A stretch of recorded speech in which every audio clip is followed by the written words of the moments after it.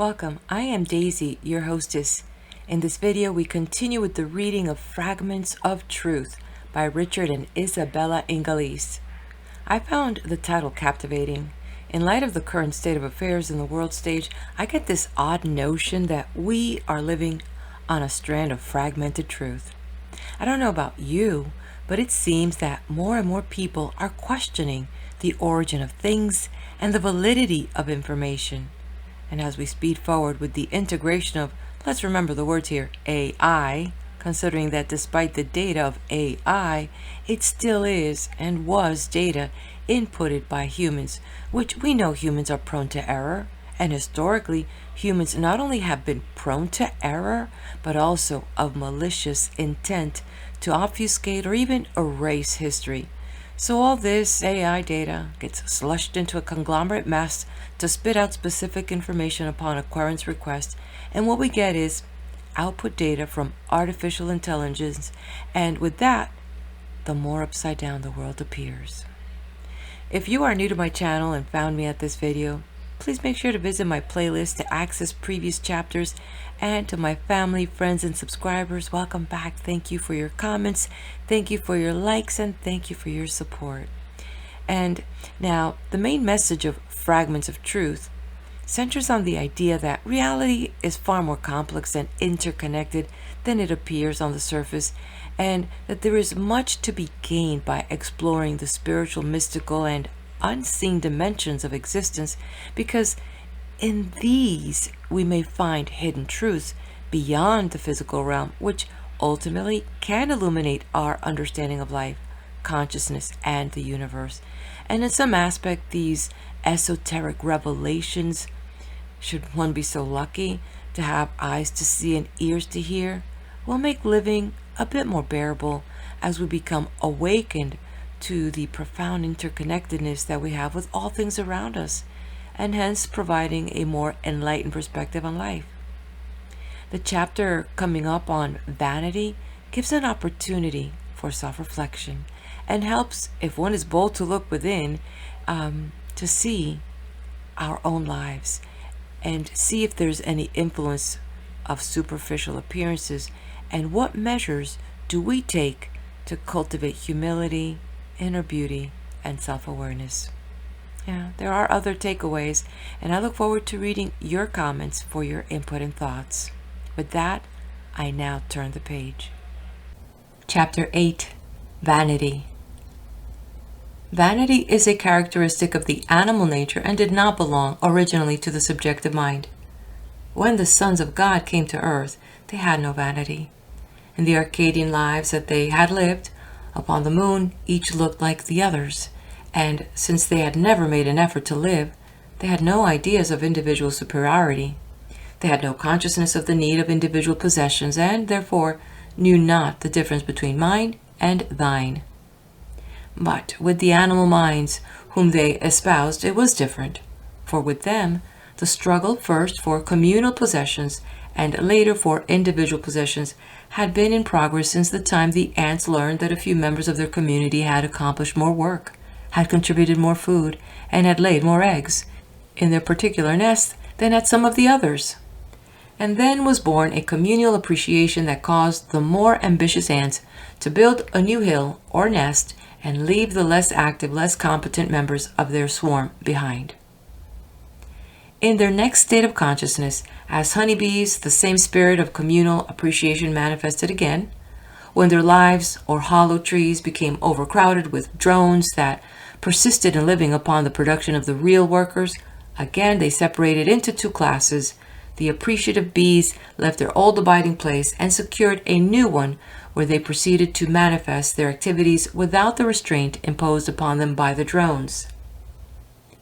When the communal consciousness became divided and merged into the lower animal consciousness, then communal appreciation disappeared, and the self-appreciation and self-reliance began to manifest in the small animals. For example, the almost human expression of self-reliance and self-appreciation on the face of the independent little squirrel shows what he thinks of himself as he sits upon the limb of a tree just outside his nest and looks complacently down from his elevated position upon his inefficient brother squirrels who have procrastinated with their opportunities and are now frantically digging their nuts and acorns out of the snow, while he has gathered his winter store and has hidden it away. And that self-appreciative, self-satisfied little scrap of individualized consciousness nibbles daintily at the nice fat acorn he has selected from his supplies, while he indifferently waves his handsome tail above the unsuccessful little creatures below. Thus he manifests his self-appreciation and self-reliance. In the human baby, self-reliance begins to manifest when it finds it can stand alone and walk a few steps unsupported by its nurse, and when it is old enough to begin to understand the complimentary things said to and about it, when it has learned to know something of the meaning of the word pretty, its little heart begins to swell with self-appreciation. And when it understands that it is the prettiest, smartest, cutest child that ever lived, then vanity is born in the mind of the human baby. There is a fine distinction between self-appreciation and vanity, and a close analysis is required to determine where self-appreciation ends and vanity begins. The occultist says self-appreciation comes as a result of self-reliance. When an animal or a man, through effort, overcomes obstacles and realizes his power, those two characteristics are necessary to the founding of his character. But when he begins to compare his appearance and his successes with the appearance and success of another, then vanity comes into his nature, and while self-reliance and self-appreciation are constructive to a good character, vanity, like a corrosive acid, destroys it. Vanity is such a subtle emotion and appears in so many guises that many times men are deceived by it. For it manifests not only with regard to personal appearance, but with the mental and spiritual perceptions of men and women. And when it has been eradicated from one form of manifestation, it often becomes strongly established in another. For example, there was a man whom the world called a handsome, distinguished gentleman. He was educated and refined and held a prominent position in society. Friends of both sexes admired and flattered him, and he became so accustomed to receiving compliments, he felt resentful to those who did not offer them. His affable, charming manner made him an agreeable companion, and his real goodness of heart won the love of many persons who knew him well. He was an admirer of beauty, and because of the compliments continually received, became convinced that his taste regarding all things was the best. He compared his face and figure with those of other men, and decided his admirers were right in their judgment, that he was the handsomest man he had ever seen, and became satisfied with himself as he was.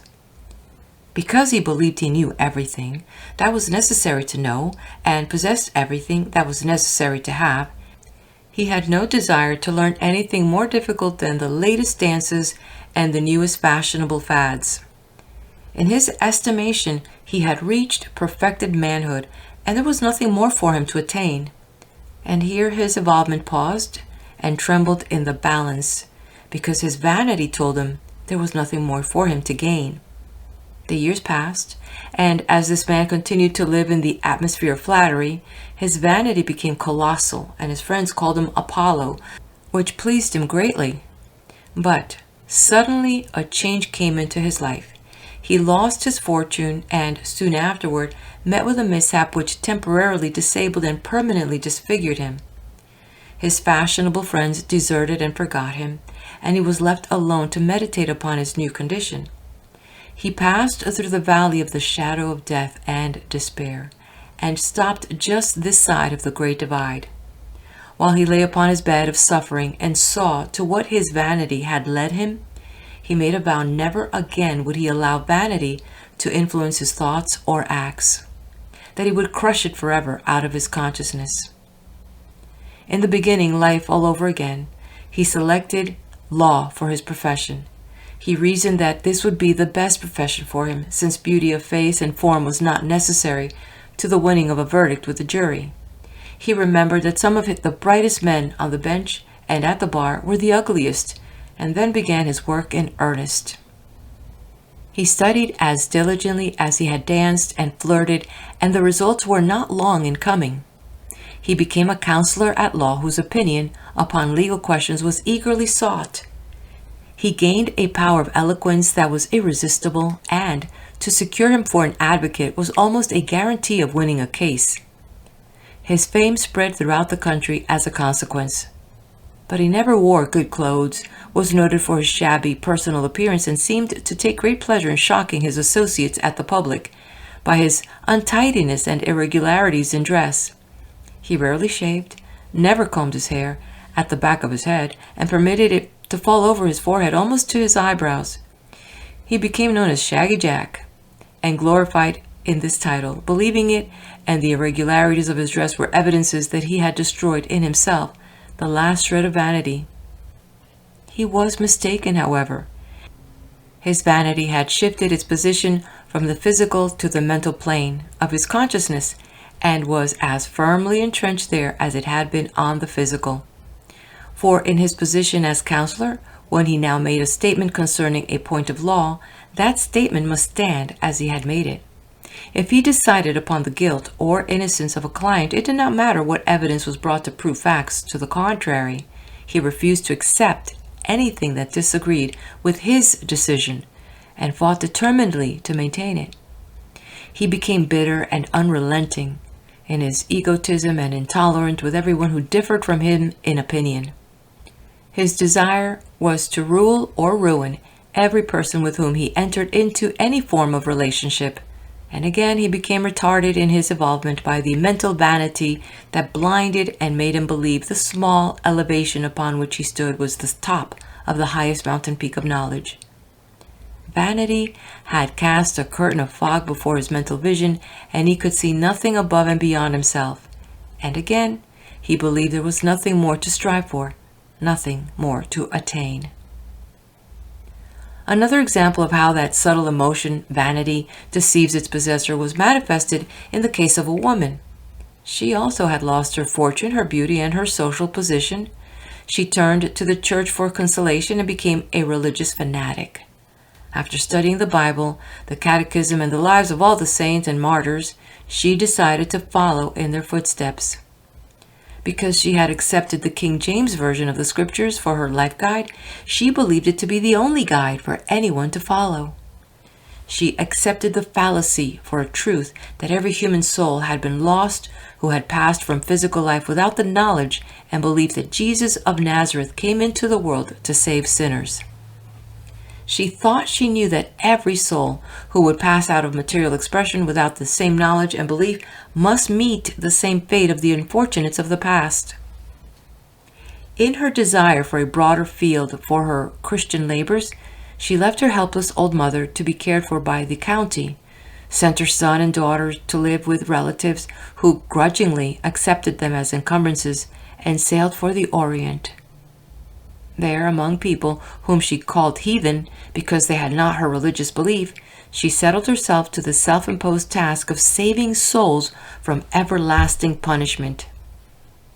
A few women of the lower classes were willing to be taught sewing and fancy work, but not one individual did she find who accepted her religious views, because they all believed they had better ones. For years, the spiritual vanity of that woman kept her blinded to the fact that she was doing a mistaken duty, and instead made her believe that her work among the so-called heathen would bring her close to God, and that in return for her efforts, she would be given an exalted place in heaven among the saints and martyrs. Her vanity showed her the alluring mental picture of herself clasped in the arms of Jesus, while other less fortunate souls looked enviously at her in that blessed exclusiveness. It never occurred to her simple mind that there were thousands of other fanatics in the world who expect to lie in the arms of Jesus when their life struggles are ended, and if she had thought of it, her vanity would have told her that she would be favored one, above all others, to win that happiness.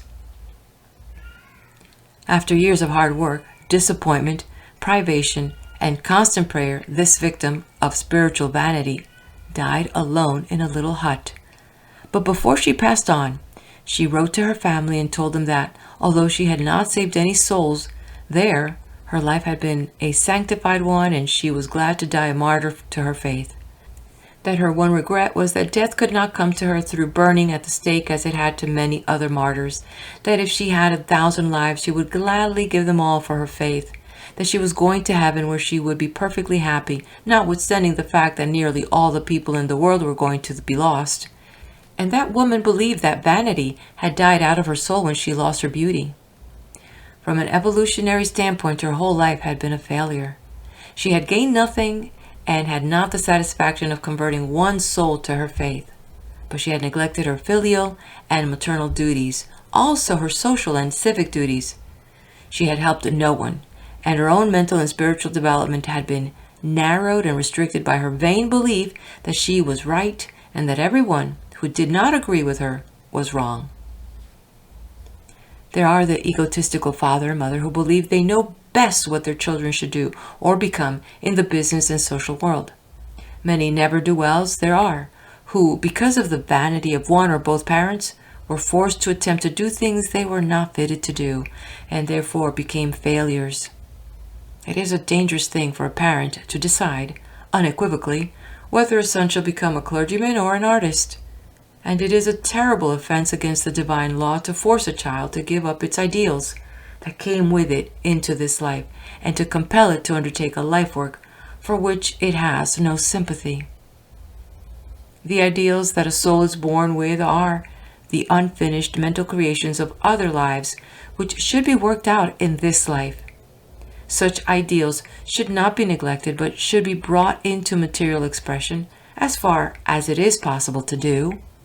And no parent or friend should dare to interfere or discourage another soul in working out its destiny according to its ideals.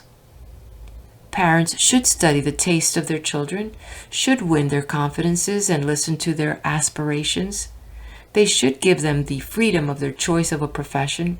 Because the father of a boy has been a successful blacksmith, he should not force the child who loves music and longs for an opportunity to study it to spend his life at the anvil and forge. Because a mother has been a society woman and cares for nothing but social functions, she should not compel her daughter to spend her precious time in dressing and flirting when she hates such frivolities and longs to become a literatus. It is vanity that makes parents feel that they always know what is best for their children to do, and it is vanity that makes a son or daughter dictate to his or her parents how or where they shall live. Who is there in this world at this time that is wise enough to direct another's life? Among the most honorable titles that vanity masquerades under, and one that gives it the greatest distinction, is pride. Many persons scorn the thought that vanity influences them. They believe it is pride that swells their heads and hearts when they think of their ancient family names, ancestral abodes, heirlooms, and traditions. The scornful superciliousness with which they observe those who have not generations of noble ancestry behind them is supposed to be pride and not snobbish vanity.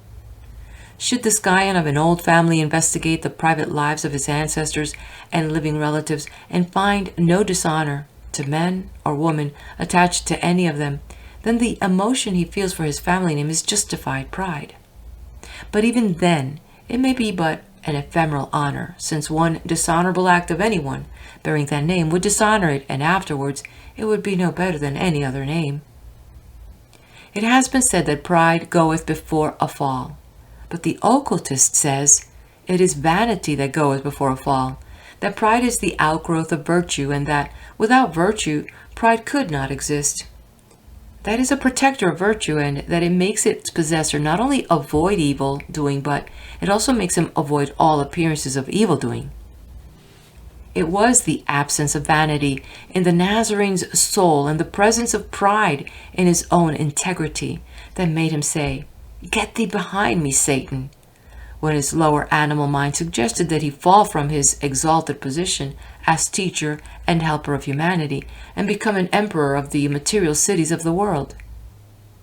In the former lives, the subjective mind of the Nazarene had transmuted that basic emotion, vanity of personality, into the gold of spiritual understanding, and he had no vanity. The emotion falsely called national pride on close examination, proves to be national vanity founded upon the self-reliance and self-appreciation of the individuals who compose that nation. At the present status of humanity, national pride is an effervescent dream, since there is not one nation upon earth that has reached a point in its evolvement where all the individuals who compose it are honorable with each other and with all other peoples. It is vanity that makes the head of a nation insist upon forcing his personal opinions and desires upon his people, because he thinks he knows what is best for them. He is a walking vanity bag filled with political cosmetics, which he wishes to use to cover his own political defects and the political defects of his colleagues. According to the standard of morality held by the occultist, it must be a new nation born in the coming new day that will be able to justly claim a national pride, since each of the nations of the past and present has been an example of a, as Solomon said, vanity and vexation of spirit. End of chapter. Chapter 9. Death and After. Death in itself is nothing, but we fear to be. We know not what. We know not where. Perhaps the oldest question that lips of man have uttered as he gazed at his beloved dead was, after death, what? This must have been the question that first differentiated the thinking man from the animal man and from the animal. It is rather a sad commentary upon the people of the Occident that they, who have been so successful in all the realms of science, art, and literature, should still be asking this same question in the 20th century. For death must come to almost all. Some physical immortality is an iridescent dream, and there are few Elijahs. The Occidental nations feel a horror and a dread of death, due chiefly to two reasons. First, because of ignorance concerning its nature, for their attention has been directed more particularly toward the objective world, since their sciences lies along objective lines and their quests are for material things. Second, because of the surviving influence of medieval church theology. The priests from the 4th century until the Reformation were mainly ignorant men.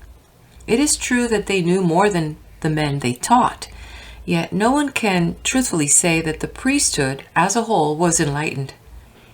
It used the common abhorrence of death for the purpose of throwing into clear perspective what it considered the chief events in the history of the founder of its religion.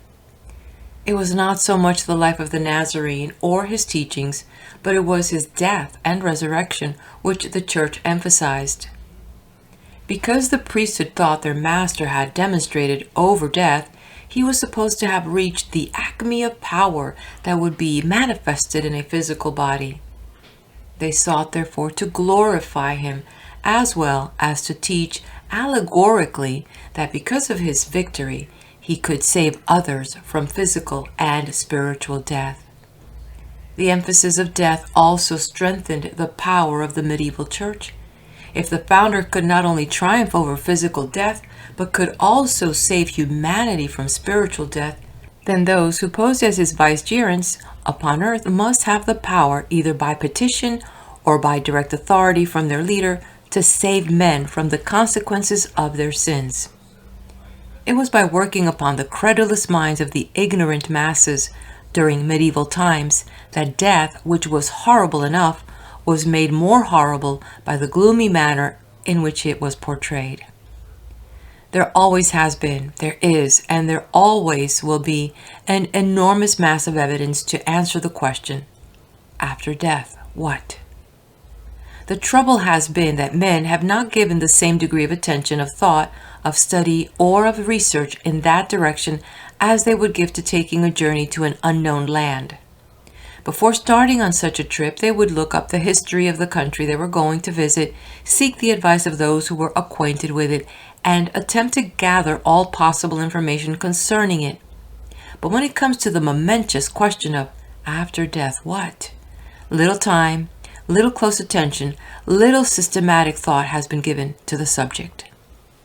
The Oriental nations, while they have degenerated along national lines and are backward in the acceptance of modern science and the mechanical conveniences of modern life, yet they have preserved their ancient traditions relative to things subjective, and therefore have the accumulated knowledge gained from the past as well as the testimony of their sages. The Brahmins and the Parsis tell us now, as they have said for ages, that after the physical body is abandoned, the ego persists in another state of matter, lives in a subjective world, and there remains until it is ready once more to reincarnate into earth life. Christianity is the direct heir of Judaism and it took many of its teachings from the Nazarene. Those teachings were colored by the theology and the preconceptions of his Jewish followers who transmitted orally to their successors the teachings as they understood them. But on the question of death, later Christianity seems to have completely ignored the traditions and the doctrines of the Hebrews and the miracles ascribed to their prophets. At the time of Jesus, there were in Palestine 3 sects: the Essenes, who were the esoteric portions of the Jews, numbering about 5,000. They practiced occult rites and had knowledge of the existence and condition of the ego after it excarnated or left its physical body until it returned again to earth. The two larger sects were the Pharisees and the Sadducees, the first believing in the persistence of consciousness after death, the other believing in annihilation. And notwithstanding that 2 out of 3 of the great religious cults of Judaism had this knowledge, it is surprising that so little has been preserved in the Christian theology relative to the ego after the death of the body.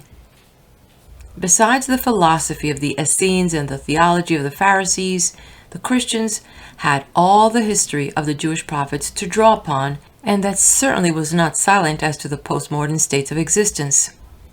There were the miracles of Elijah.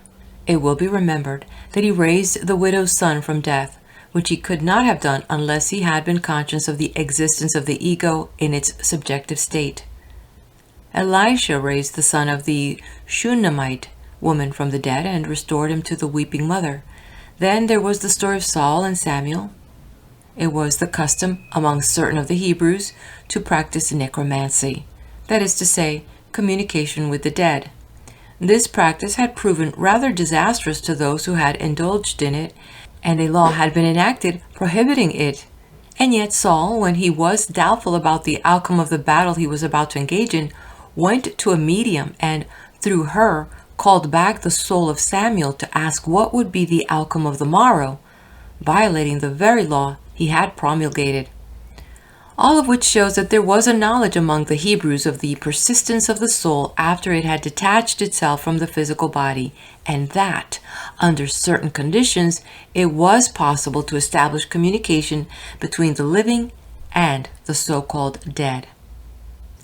The Buddhists have taught for 2,400 years and still teach the same old doctrines of the esotericists, the oldest in the world, that man enters earth life for a brief period of years and then, passing, has a subjective existence which lasts for relatively the same length of time or longer, after which he again returns to earth to take up the lessons he had formerly failed to learn.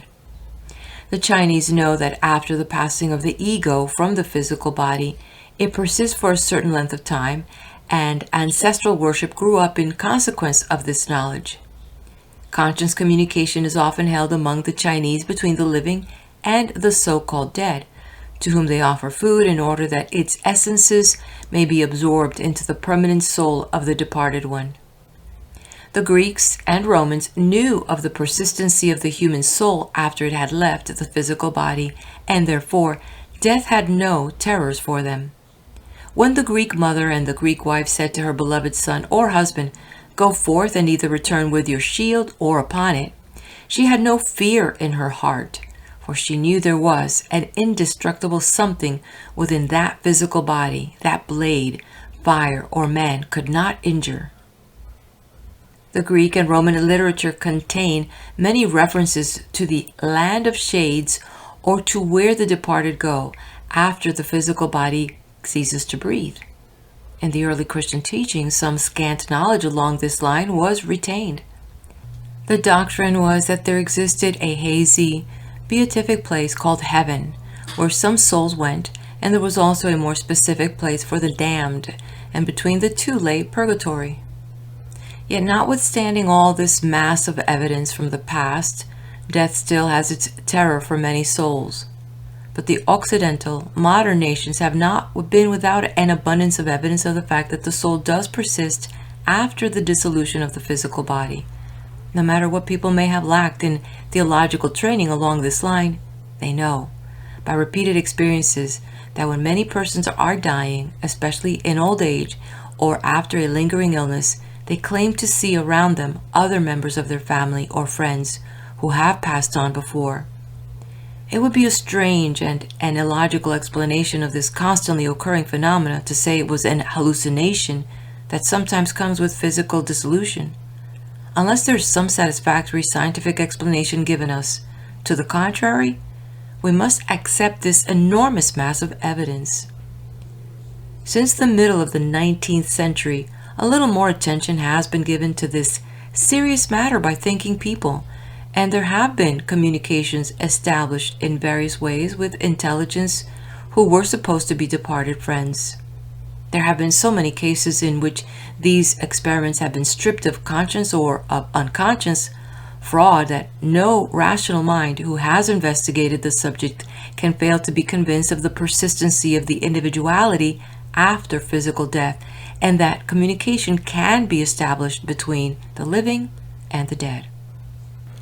Many men who at first scoffed at the so-called unscientific methods and deductions of the spiritualists inaugurated what they called societies for psychical research, investigated the same class of phenomena that the spiritualists had previously done, and arrived at the same conclusions. In Professor F. W. H. Meyer's book, Human Personality and Its Survival of Bodily Death, 1903, we have a mass of sifted evidence and valuable data gathered during his 30 years of personal study and experience in this field. As a secretary of the Psychical Research Society, his opportunity for investigation and observation was exceptionally broad and favorable. There's also a fair amount of literature on this subject written since 1874 that would interest and perhaps enlighten a seeker after truth who would give the necessary time to its perusal. Throughout all time, in the Occident as well as the Orient, there is the testimony of many occultists, clairvoyants, and mystics corroborating the religious teachings of the world and recent scientific investigations.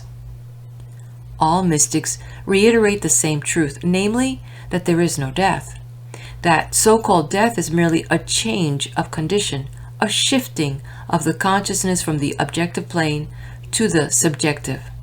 For example, examine the writings of Swedenborg, the mystic, who has covered this ground quite thoroughly by tracing the ego to many of the inner planes of being. Again, the most eminent spiritualist of them all, Andrew Jackson Davis, describes in his works the passing of the human consciousness from plane to plane and its persistency, at least for a time. It should not be claimed, however, that because the personality persists for a time after the dissolution of the physical body, that in itself is necessarily a proof of immortality, because there may be subsequent causes in that post-mortem life of the ego, as will be seen later, that renders its immortality a matter to be gained rather than to exist per se. Birth and death, therefore, are but two doors, the one through which the ego enters into objective life, the other through which it passes back into subjective life from which it came. The exit caused the ego no pain. It is merely a normal condition of shifting consciousness. On this point, at least, occultism and medical science happily agree. It is true that in sickness, in accident, or in many abnormal conditions, there is apparent pain. There may be contortions of the physical body and other ostensible signs of suffering, and yet we have no evidence that the ego itself suffers in the transition, any more than we have evidence that the snake suffers pain when it wriggles for half an hour or longer after its head is severed. The contortions are purely a matter of reflex, muscular action, and death itself is painless in its passing except for the fear it may engender in the mind of the ignorant, excarnating man. The experience of death is natural and unavoidable, and therefore it is something not to be dreaded. It is like sleep, which is the cessation of the body from normal physical action, the withdrawal of the ego from the body. During dreamless sleep, the ego slips out of the body and stands beside it, and death is an identical process. All clairvoyants, all mystics, all students of the occult agree upon that point. The ego slips out of the physical body precisely as the locust slips from its covering, the snake from its skin, the butterfly from its chrysalis, the chick from its shell, and all equally without pain. In sleep, the ego voluntarily leaves its body in order to rest it, while in the body, each thought of the ego causes certain physical reflexes, first in the brain and afterwards in other parts of the body. With each mental and physical action, there are emitted from the mind and body certain atoms. This depletion soon shows upon the physical, causing more or less exhaustion. When the ego temporarily leaves its body, as in sleep, the physical no longer suffers such depletion because it largely ceases to throw off atoms and throws back into itself magnetism from its ego. In death, the ego is forced out of its vehicle because the vibrations of the body become so low through some extrinsic cause that the ego can no longer control or re-enter it. This vital subject of vibration has been dealt with in a separate chapter. The question logically arises, what is it that escapes? What is this ego that is referred to? According to the occult view, man is mind, a composite entity. It is two consciousness, the subjective and the objective blended into one substance, and thus combined has its own form. The statement that mind is substance is not to be understood as meaning that it is of the same coarse substance as a table. There are many grades of matter such as earth, water, air, and ether, and yet they are all substance. But the mind of man is of an etheric substance. It has been shown by repeated experiments in hypnotism that one of the consciousness or minds of man could be made up to sleep while the other remained awake, thus demonstrating that man's mind is dual and that he is a substantial something. In appearance, man's mind is merely an etheric counterpart of his body. Therefore, he is as easily recognized when out of his body as when in it, having the same peculiarities and characteristics. There are a great many exoteric and semi-esoteric teachings in the Western world at the present time relative to a very complex inner man.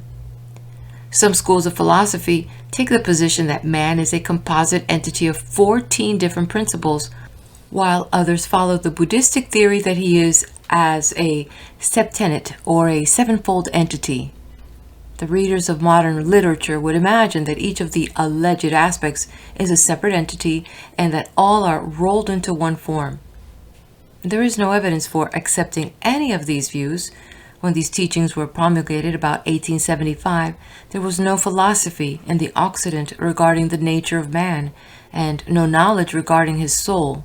It was not known whether the ego was something tangible or intangible, or whether it had a form or a color.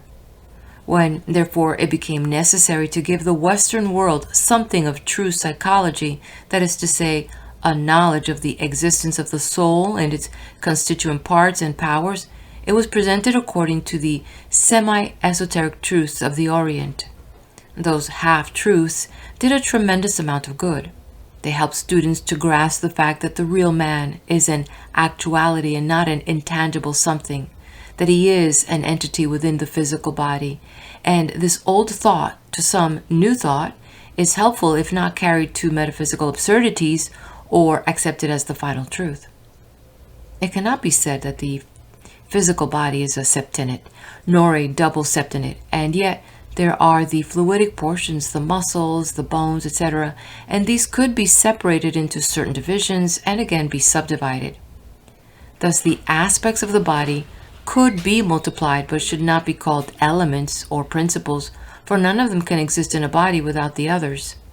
And this is equally true of the psychic man, for the soul of man is not a bundle of conglomerate entities or principles consolidated into one, but is of one substance and of one form, with dual, separable consciousness. St. Paul's division of man is the esoteric fact: spirit, subjective mind; soul, objective mind; and body. No ego passes permanently out of its physical body without being greeted by some of its friends on the subjective side, unless it had such a repellent personality as to have alienated all its associates and friends. Those who have passed beyond know of man's ignorance and dread of the great change, and do all within their power to make the advent into that, as yet, generally unknown country as pleasant as possible, as on returning from a foreign shore, one is met at the ship by family and friends. With an undeveloped ego, or in sudden death, the shock of the separation of the metaphysical from the physical, of soul from body, acts as a repercussion upon the ego in such a way as to daze it. It is then like a person who has lived for many years in the country coming to the metropolis. He moves about in a bewildered way. Everything is so different from the country, he does not know whether he is awake or dreaming. This dazed condition of the excarnated ego soon passes away, however, and it may be safely stated as a general fact, except with undeveloped egos, that a man is usually conscious at his own funeral. But in slow death, or in old age, or where there has been a long period of illness, or in the case of highly developed ego, the dissolution is gradual, and the soul passes consciously from its physical body to the subjective plane.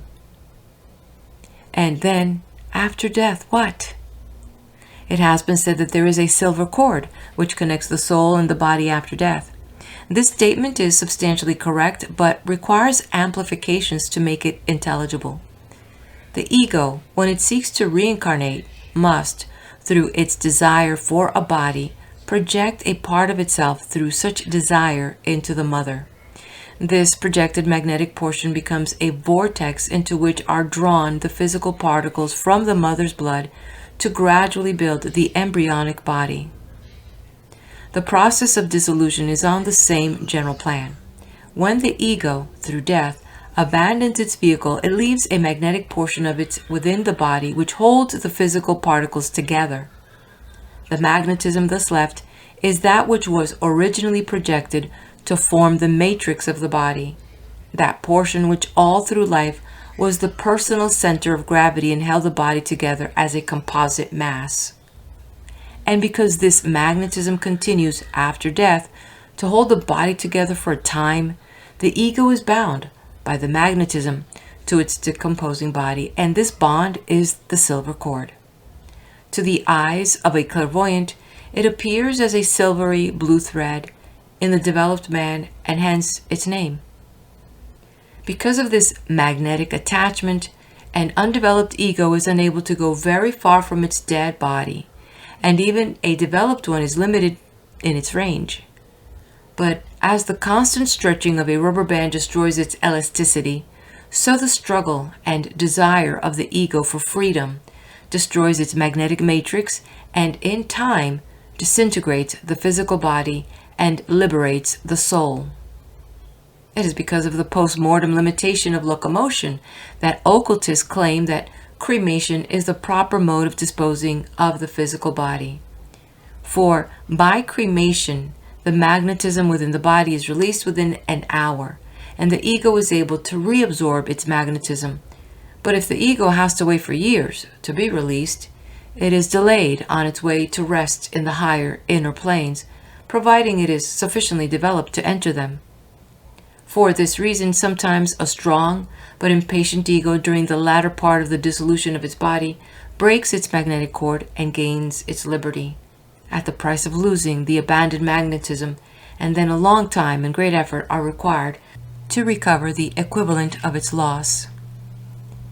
If nations calling themselves Christian will insist upon burying their dead, they assuredly should not embalm the bodies and take the care they do to preserve them, but on the contrary, should use soft wood or wicker caskets and thus not retard nature in her kindly work of liberating souls. In course of time, sometimes months, and sometimes years, the tethered ego reabsorbs most of its magnetism and then can go where it wills or where its development carries it. The liberated ego, if developed, finds itself in a position on the subjective side of life where it is conscious of 7 planes of existence. Below lies the material earth, which may be said to be the starting point. These planes interpenetrate each other and yet are separate. The earth and the first subjective plane may best be illustrated by the crude figure of a sponge in a bucket of water.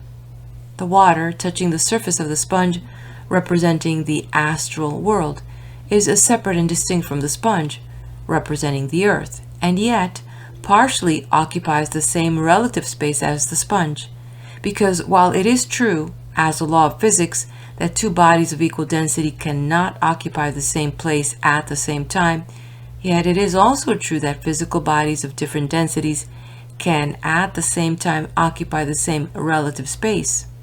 For example, take 7 different sizes of shot. First, fill a bottle with the largest, then with smaller and still smaller shot until you have the 7 different grades all occupying that bottle at the same time. Each smaller size shot fits into the interstices between the next larger and all occupy relatively the same general space. Or to return to the first simile, there is water within the sponge, and there is air within the water, and there is ether within the air, and yet they all occupy the same general space but are of different density. So it is in the 6 inner worlds of being. They are worlds within worlds, but are of different gradations, each composed of different forms of matter. Taking these in regular order, the first is the earth plane. The second is the purgatorial plane, sometimes called by modern mystics the astral plane. Then there are 2 hells and 3 heavens. A brief sketch of these may prove an interesting as a guidebook.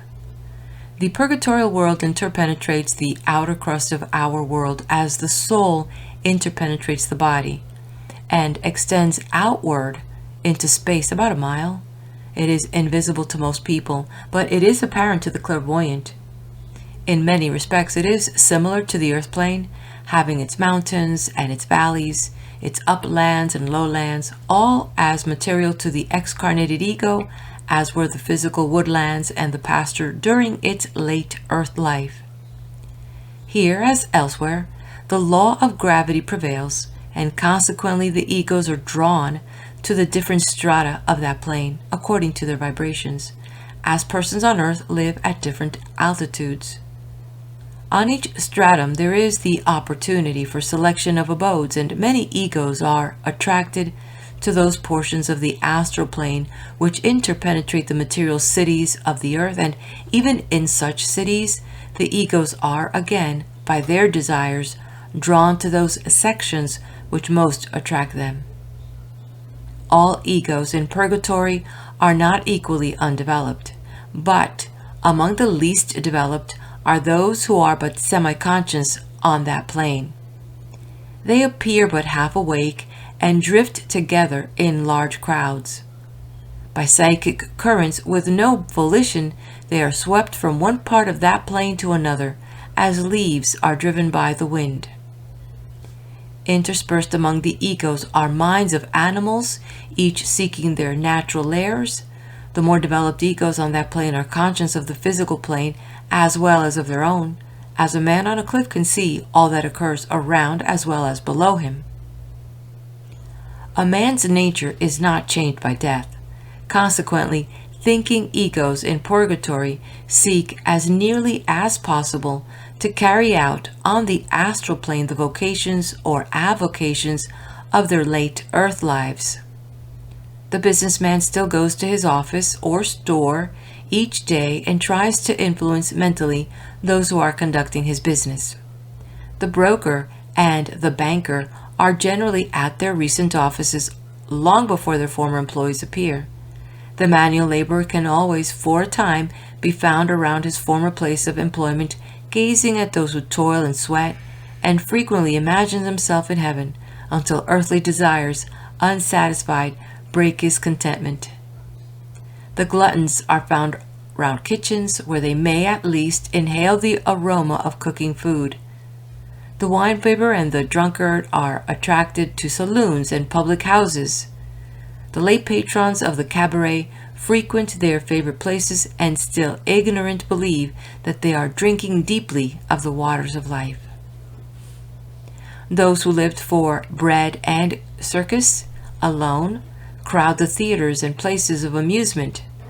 The music lover is drawn to recitals and concerts, or wherever earthly music is played or sung.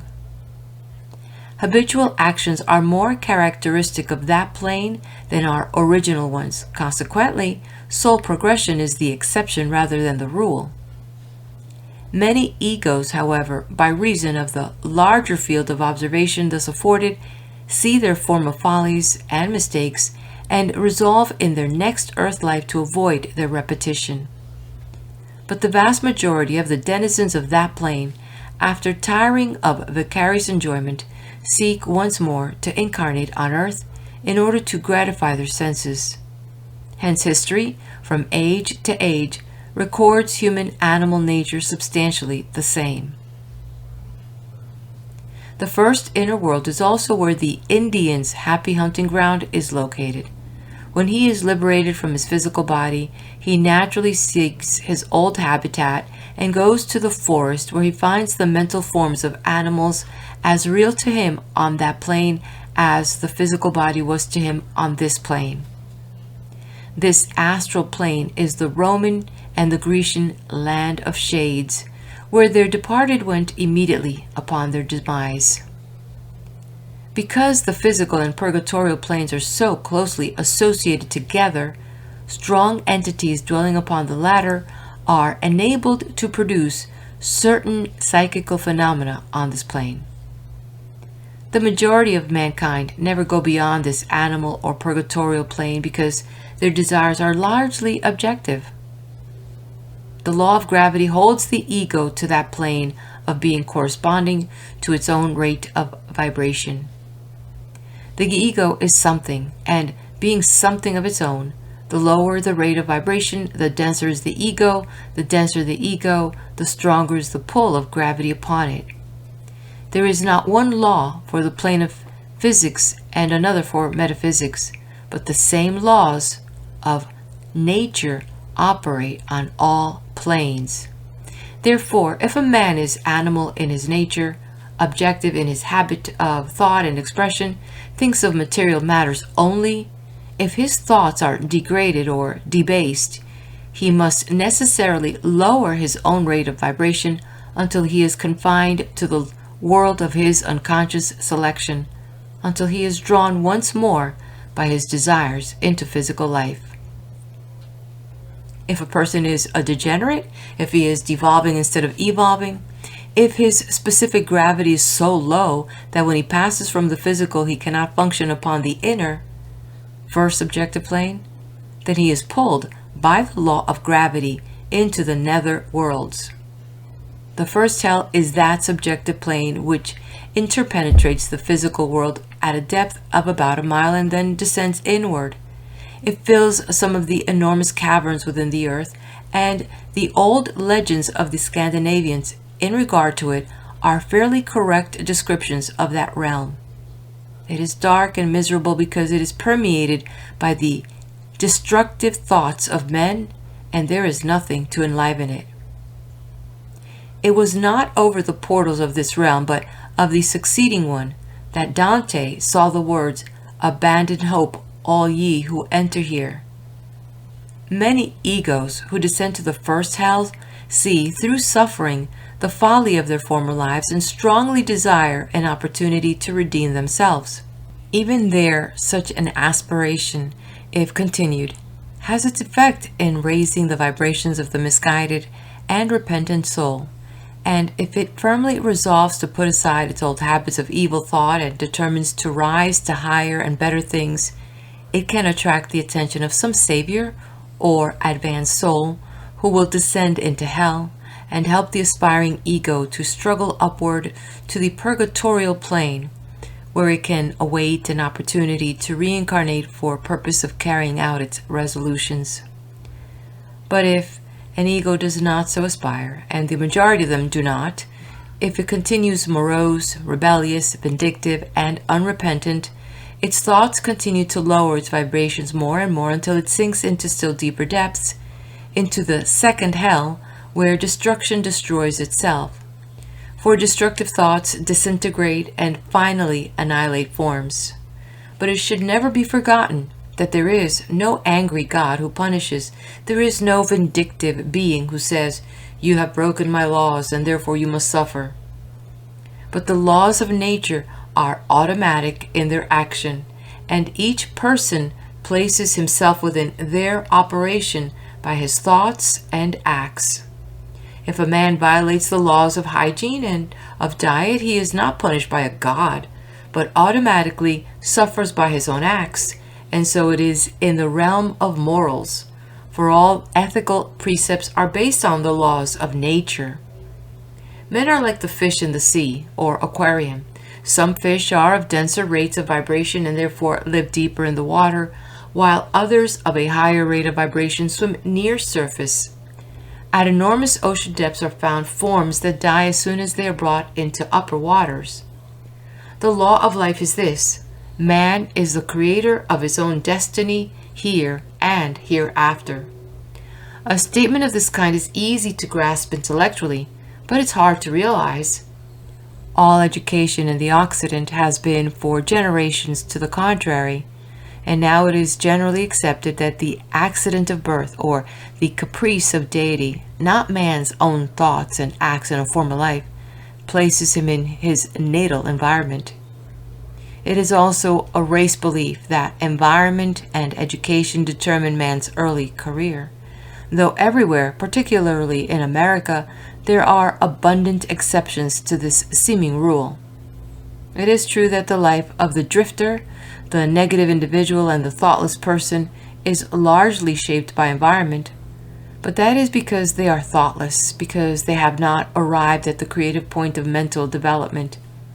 In the cases of the many exceptions referred to, those who transcend environment, there is abundant evidence that man, the thinker, is man the creator, and that he shapes his life according to his will. And thus, both the rule and the exceptions prove the contention of the occultists. Nor is the after-death condition the result of chance, or of predestination, or of the acceptance of a particular creed, of masses, or of vicarious atonement, but it is the automatic result of personal vibration produced by habitual, self-engendered thought. This is as incomprehensible to the childish mind, saturated with theology, as was the problem to the little girl of how Jesus could be a Jew when his father, God, was a Presbyterian like herself. There are three heavens. Above the purgatorial realm there is a finer form of matter, and as the ego is liberated from its physical body, if its thoughts have been pure, if its aspirations great, if its life was mental rather than purely physical, then, by the law of specific gravity, it rises to the first of the higher, inner planes called the first heaven. That place, to it, is physical, which is to say, it is as material to the ego upon that plane as this earth was to it while in the physical body. There it rests, amuses itself, and meets its friends and associates. It is a beautiful abode, the summer land of the spiritualist if you choose, and there the ego can meditate upon the past and plan for the future, or, if so disposed, may continue its mental work commenced upon earth. If the ego has aspired still higher, if it has advanced to a greater state of knowledge, if it has made its vibrations intensely rapid, then it is drawn to the second heaven, transcendent in glory, where all is harmony and the vibrations of the place itself are musical. It is a place of rest and not of effort, where the choice souls who are the higher products of evolution rest until they are willing to incarnate once more upon earth for the purpose of perfecting themselves or of helping humanity. There also are those who have exhausted all the possibilities of earthly experiences and now await the opportunity to pass on to the next or fifth planet of our evolutionary chain. Beyond the second heaven is the one which is spoken of in all the scriptures of the world as the highest heaven, the abode of the celestials. There it is that the triumphant ego rests forever and forever. It is the nirvana of the east. It is the old orthodox heaven of the west. But once an ego enters that realm, which has won by reason of its efforts, it never returns to earth. There its consciousness gradually fades away, and it becomes one with the absolute.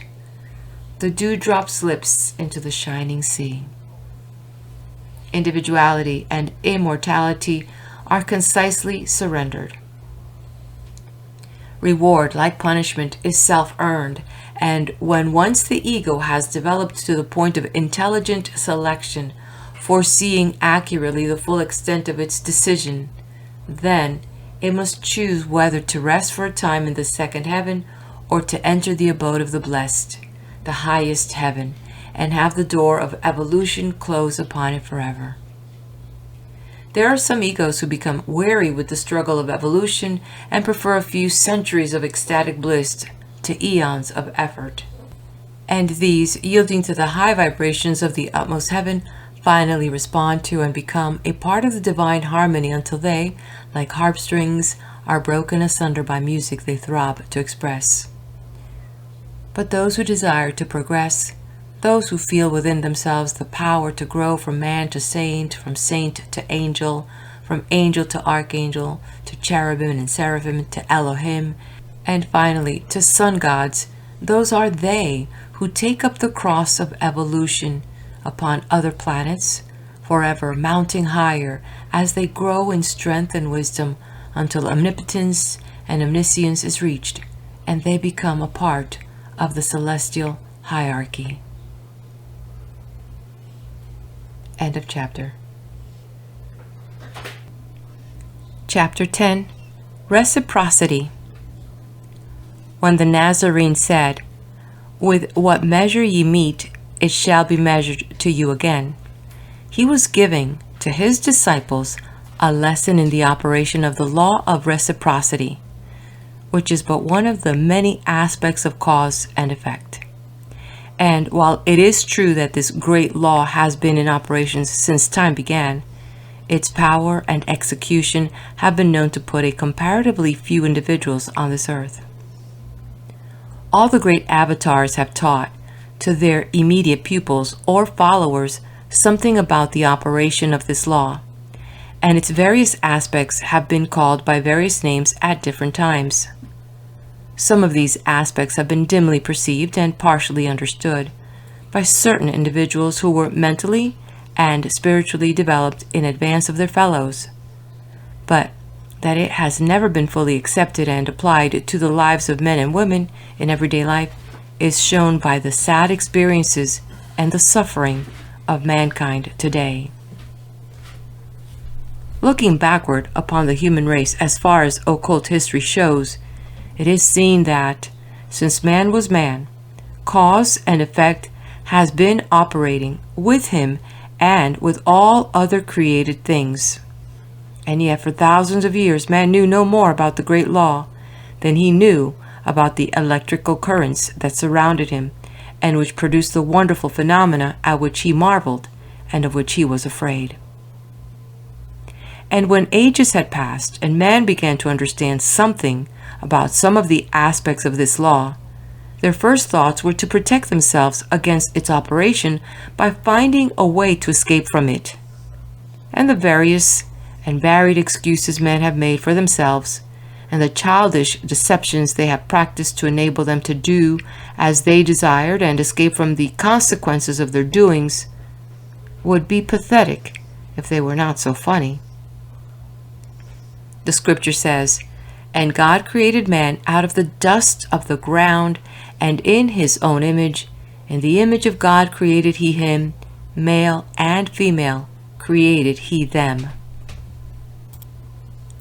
The occultist would add, when the gods created the subjective minds of men out of the cosmic currents, which were as negative to them as is the dust of the ground to men, and when the gods had individualized man into shapes something like their own, the only resemblance men bore to their creators were their figures, since all were ovoids, and there the likeness ended.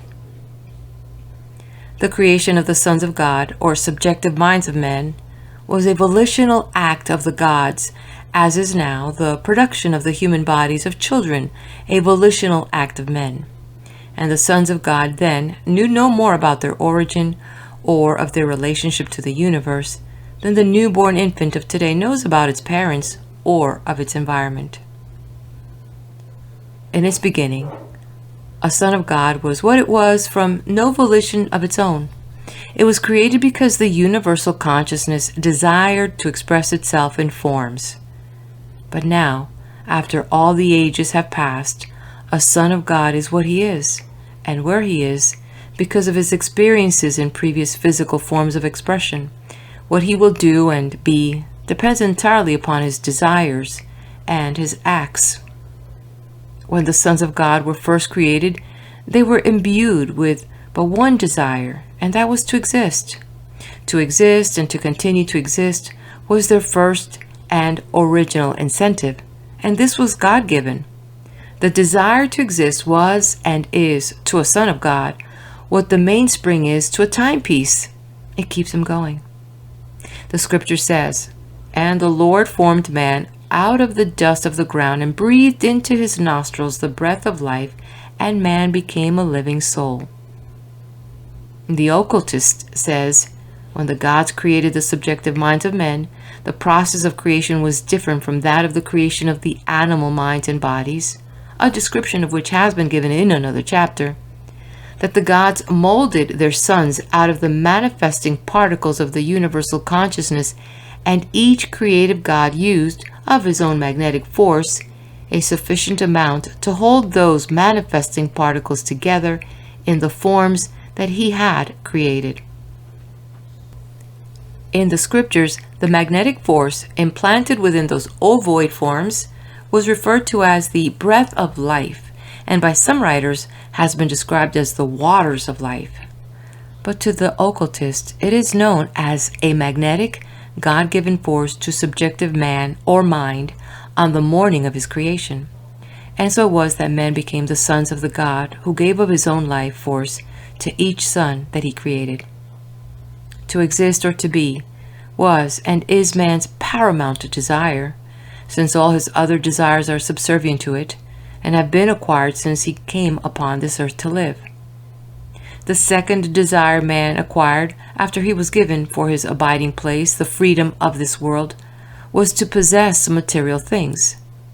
He thought he saw an advantage to be gained by acquiring individual possessions, and having forgotten any knowledge he may have had of mental or of spiritual qualities, his next strongest desire was to gain material wealth. Through the gratification of his desire to acquire without reciprocating, a great selfishness was born in man, and soon he degenerated from an innocent, negative, trusting individual into a conscienceless robber of other men. And then the law of cause and effect began to operate more forcefully with him. To his surprise, he found that when he had robbed and beaten other men, less powerful than himself, someone took from him the things he had acquired, and that others did to him as he had done to others. And after thousands of years had passed, and man had become a self-supporting individual, he came to understand that there was also an invisible power that could rob and destroy him. When, in the darkness of the night, he felt the earth trembling and quaking beneath him, or when he found himself powerless to save his possessions from destruction by floods or cyclones, at first he was bewildered and confused, and then a great fear was born to him. That there was an invisible power greater than himself, man was forced to realize and to protect himself against that power, and continue with his transgressions became his third desire. Because primitive men were more evil than good. To destroy gave them more pleasure than to construct. And when the law of cause and effect began operating forcefully with them, its destructive aspect predominated in its operations until, like hunted animals, men fled before and tried to hide from its tremendous power. And when men found that the same terrific invisible force followed and punished them in spite of all their efforts to escape, they began making plans to either cheat or propitiate it. They knew how to cheat each other, and they also knew that when they could not cheat, they could sometimes propitiate by dividing their ill-gotten gains with another. And so they reasoned that whatever destroyed man and his possessions was his enemy and must be fought or bargained with. And since it was impossible to fight an invisible power, it must be propitiated. And thus it was, with the hope of making his escape from suffering the consequences of his acts, the primitive man conceived the plan of making sacrifices to God. It was not because they loved the destructive force, which they called God, that made them hold their sacrificial carnivals, and it was not because of their love for that invisible power that made them sing flattering praises and shout deceitful hosannas and hallelujahs to God, but it was the fear of taking the consequences of their acts that actuated them in all their so-called religious ceremonies. It was black fear and not perfect love that first made man build tabernacles and temples and hire priests to help with the mockeries and lies that for centuries were called religious worship.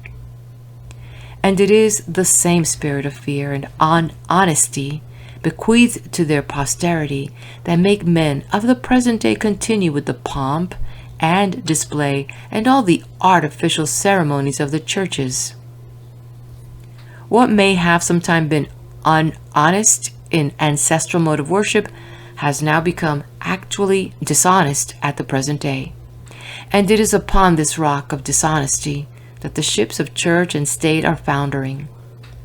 Individually, most men began to learn their first lessons in religious dishonesty when they knelt at their mother's knee and, folding their baby hands and bowing their little heads, were taught to say, "Oh God, please save me from the sins I have committed today, and this I ask for Jesus' sake."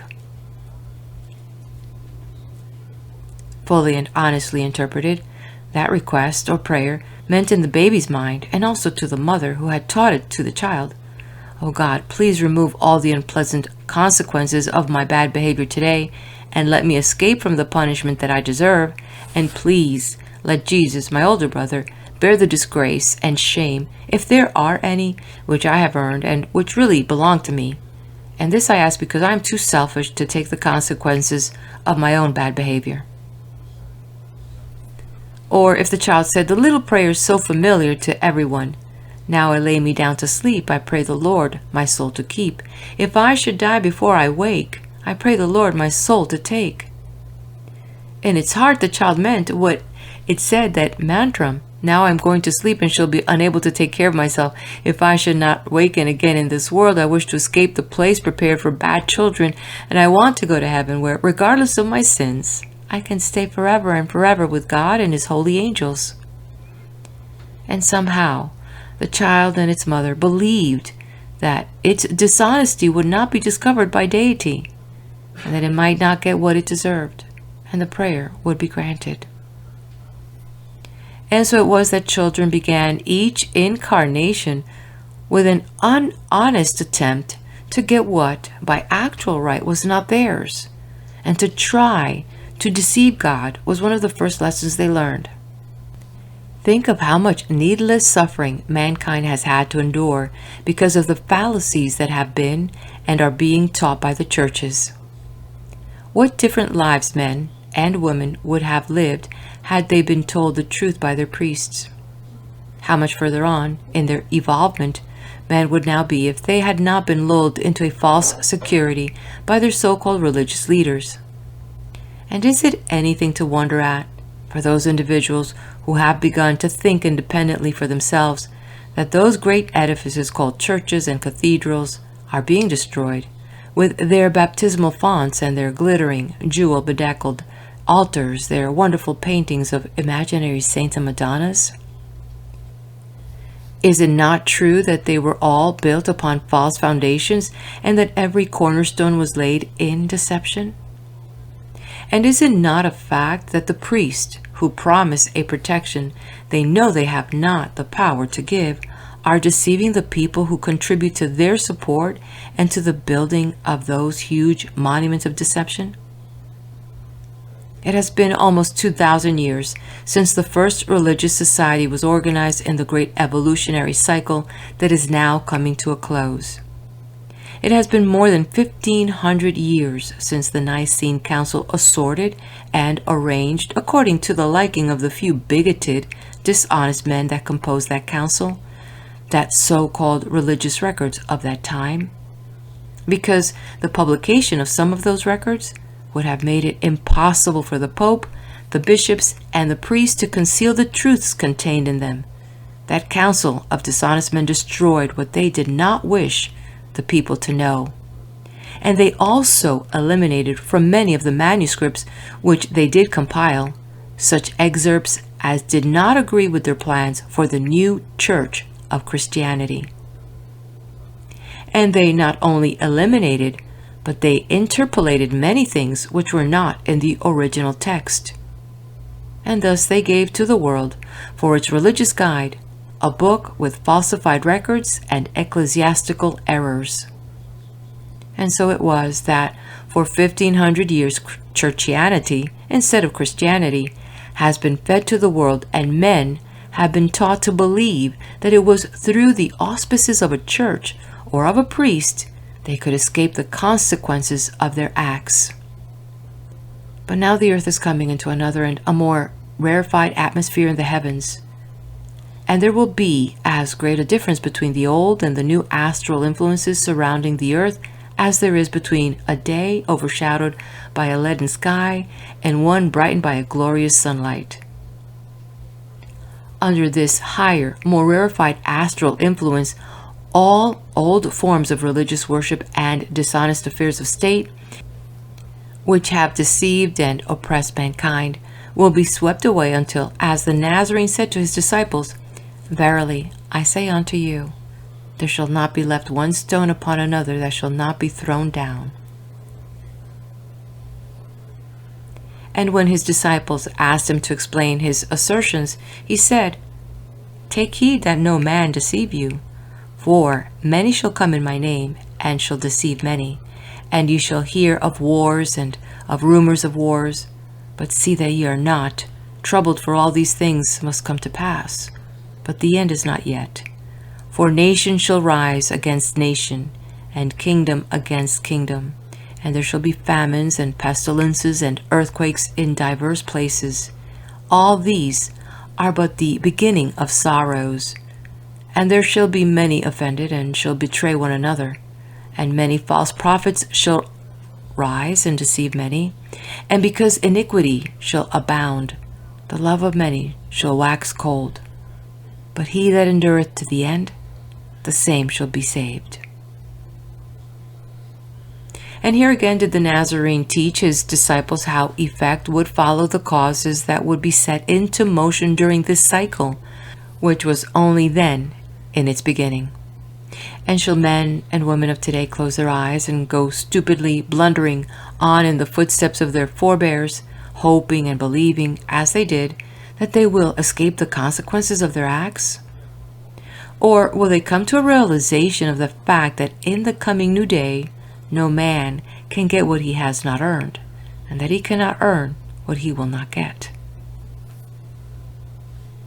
In man's desire to possess the things that were not his, he has brought himself into the present chaotic condition from which he must extricate himself. The next great struggle for which mankind must prepare will be for an adjustment of business relations between the serving class and the employers. National wars will soon be ended. For the remainder of the time, men will live upon this planet, and all bitterness between men must be eliminated before future spiritual progress can be made.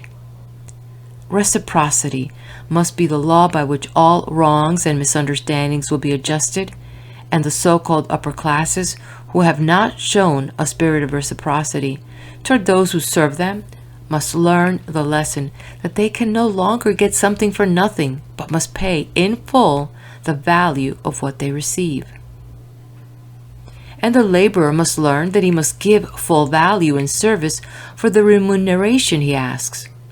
For the time is here now when men have arrived at a point in their evolvement where justice must be done and all old wrongs must be righted before the earth, with its load of struggling, suffering humanity, can pass out of this old cycle and enter the new one. There will be a house cleaning time for old Mother Earth, and she is going to leave behind her, in space, all the old mental and physical dust and debris that have been accumulating upon her during the past ages. In the new day, justice, truth, and honesty will be the ruling principles which will govern men and women. Greed and lust for possessions or for aggrandizement will be unknown.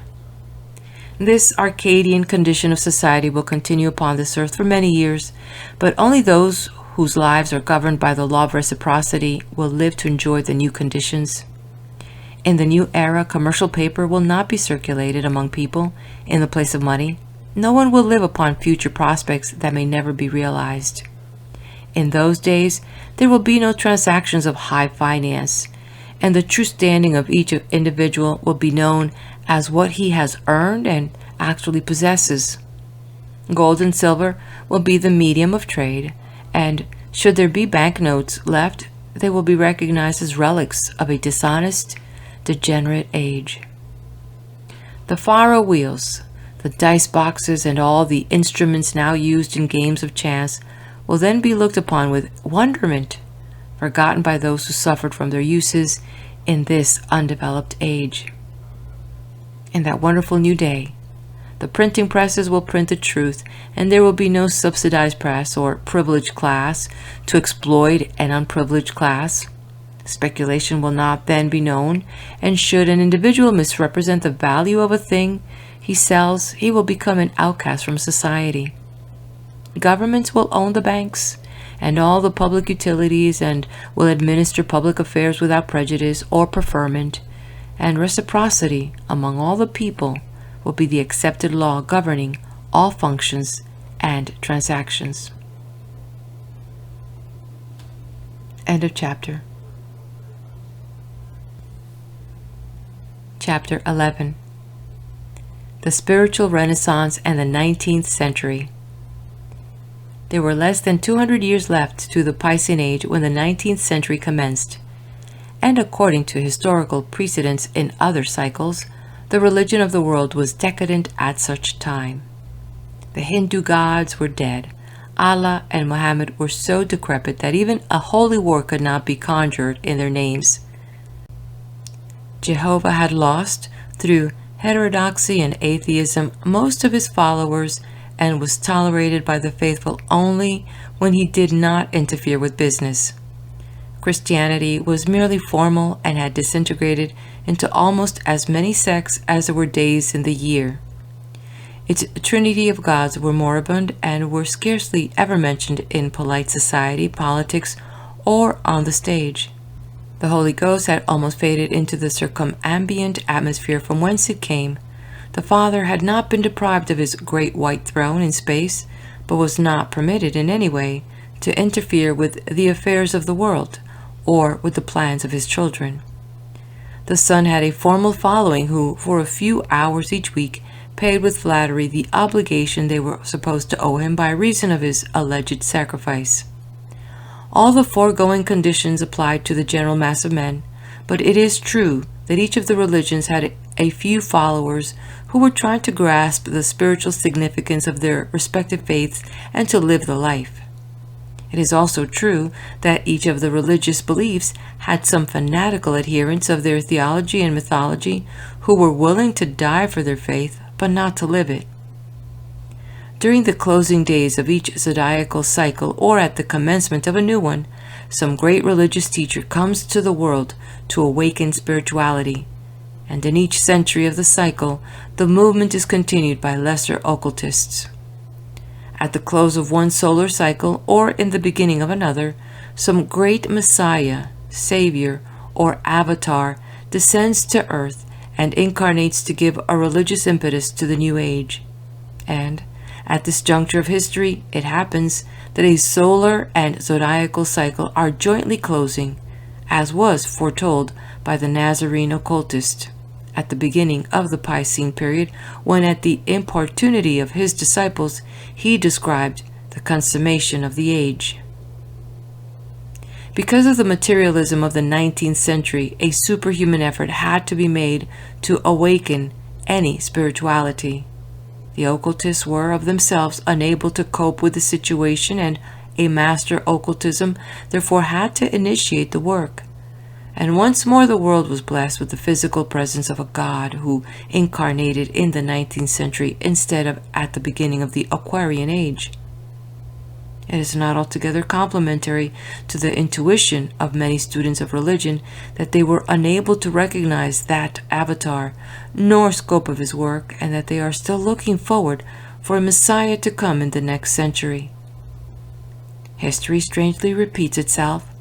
2,000 years ago, the human race was looking for a Messiah king and failed to recognize the Messiah teacher. The few of this age who are interested in the subject are looking for a Messiah teacher and fail to realize the messianic message and movement. The Aquarian teacher who hastened his coming to the 19th century did not intend, through his personality and powers, to impress the masses and to be worshipped by them.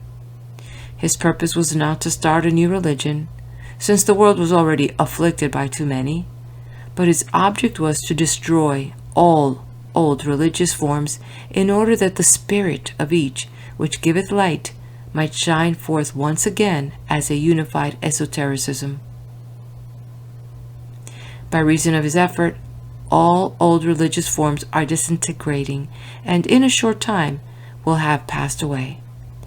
For the first 1,000 years of the Aquarian age there will be no temples and no priests, but each man will find his own way to God, through self-discipline and by the study of ancient but perennial truths. After that time, possibly, history may repeat itself, and the greed and ambition of a few, combined with the intellectual laziness and indifference of the many, may again create a priesthood and a new mythology. The Aquarian teacher worked through various channels and planted the seed in many soils. Some of his activities may be discussed, but others must remain undisclosed until revealed by the blossom and the fruit in the fullness of time.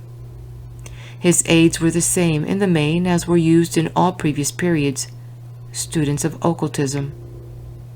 Some were conscious aids, while others were only partially conscious ones, and still others were unconscious assistants.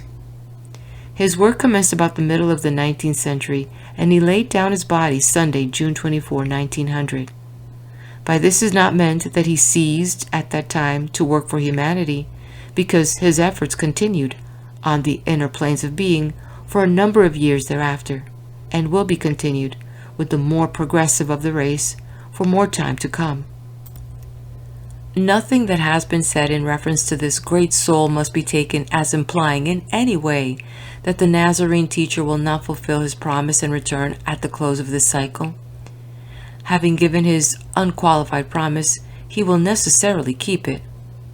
But while he will come in the last days of his fast-closing age in individual power and great glory, it does not mean that he will come in the manner selected by many of his ardent but mistaken followers. Nor will he come to judge the living and the dead, that being the respective duties of the two of the planetary spirits, the gods of compensation. But the Nazarene will appear to those who have understood his teachings and have kept the faith. In the middle of the 19th century, atheism and agnosticism were characteristics of the educated class, and skepticism, which could not reconcile the precepts and the practices of their superiors, was characteristic of the serving class. Spiritism was commencing its recrudescence with the psychic manifestations of the Fox sisters. It was apparent to all occultists who had conferred with the great teacher that enormous possibilities lay within the new phenomena, and some occultists volunteered to stand behind that movement and to perform some of the astounding manifestations which later attracted the curiosity of the world. It was uphill work for the volunteers, and not at all pleasant, because of the character of many of the mediums who had to be utilized. But in all previous history, phenomena had first awakened the curiosity of some men and later had engaged their interest or intelligence. It was not a time to consider the character of the means to be employed so much as to use any and all available means, since the spiritual existence of humanity was at stake. At first, the materialists denied the existence of the phenomena, but when they had grown to such momentous proportions as to quell denial, then the materialists contended that the phenomena was produced by fraud, and for a time the world accepted this explanation. Churchianity both ridiculed and anathematized the movement because it threatened the existence of the church, for if it could be established that after death good and bad men existed in astral forms within the photosphere of the world, then what became of heaven and hell and the doctrine of the atonement? Without these basic theological doctrines, the church could not exist. But love was stronger than dogma, and many brave men and women persisted in investigating Spiritism, and the number of investigators increased until finally spiritualistic societies were established throughout the civilized world. Later, some scientists who were not imbued with crass materialism of the dominant German school undertook to investigate Spiritism.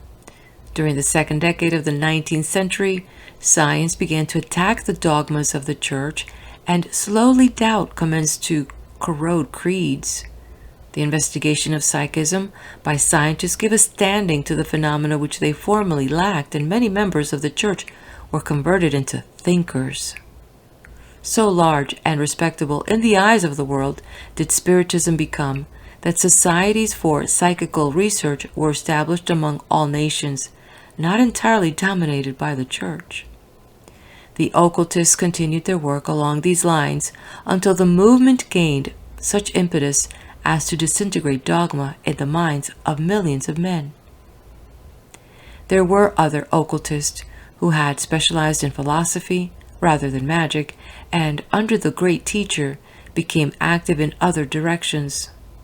Some of these sought to reawaken an interest in philosophy and psychology, two subjects of which the world was densely ignorant. Philosophy had become the unpractical realm in which a few dreamers dwelt, much to the amusement or contempt of their contemporaries. Psychology was barely kept alive in small classes in the colleges, and there it was studied rather as the abnormal functioning of mind than of mind itself, with its powers and potentialities.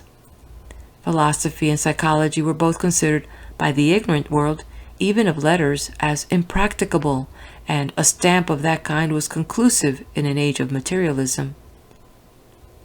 But among the more progressive philosophic students of the century was one Dr. Quimby, who was conducting classes in Berkeleyan philosophy, and among his pupils were a number of strong egos.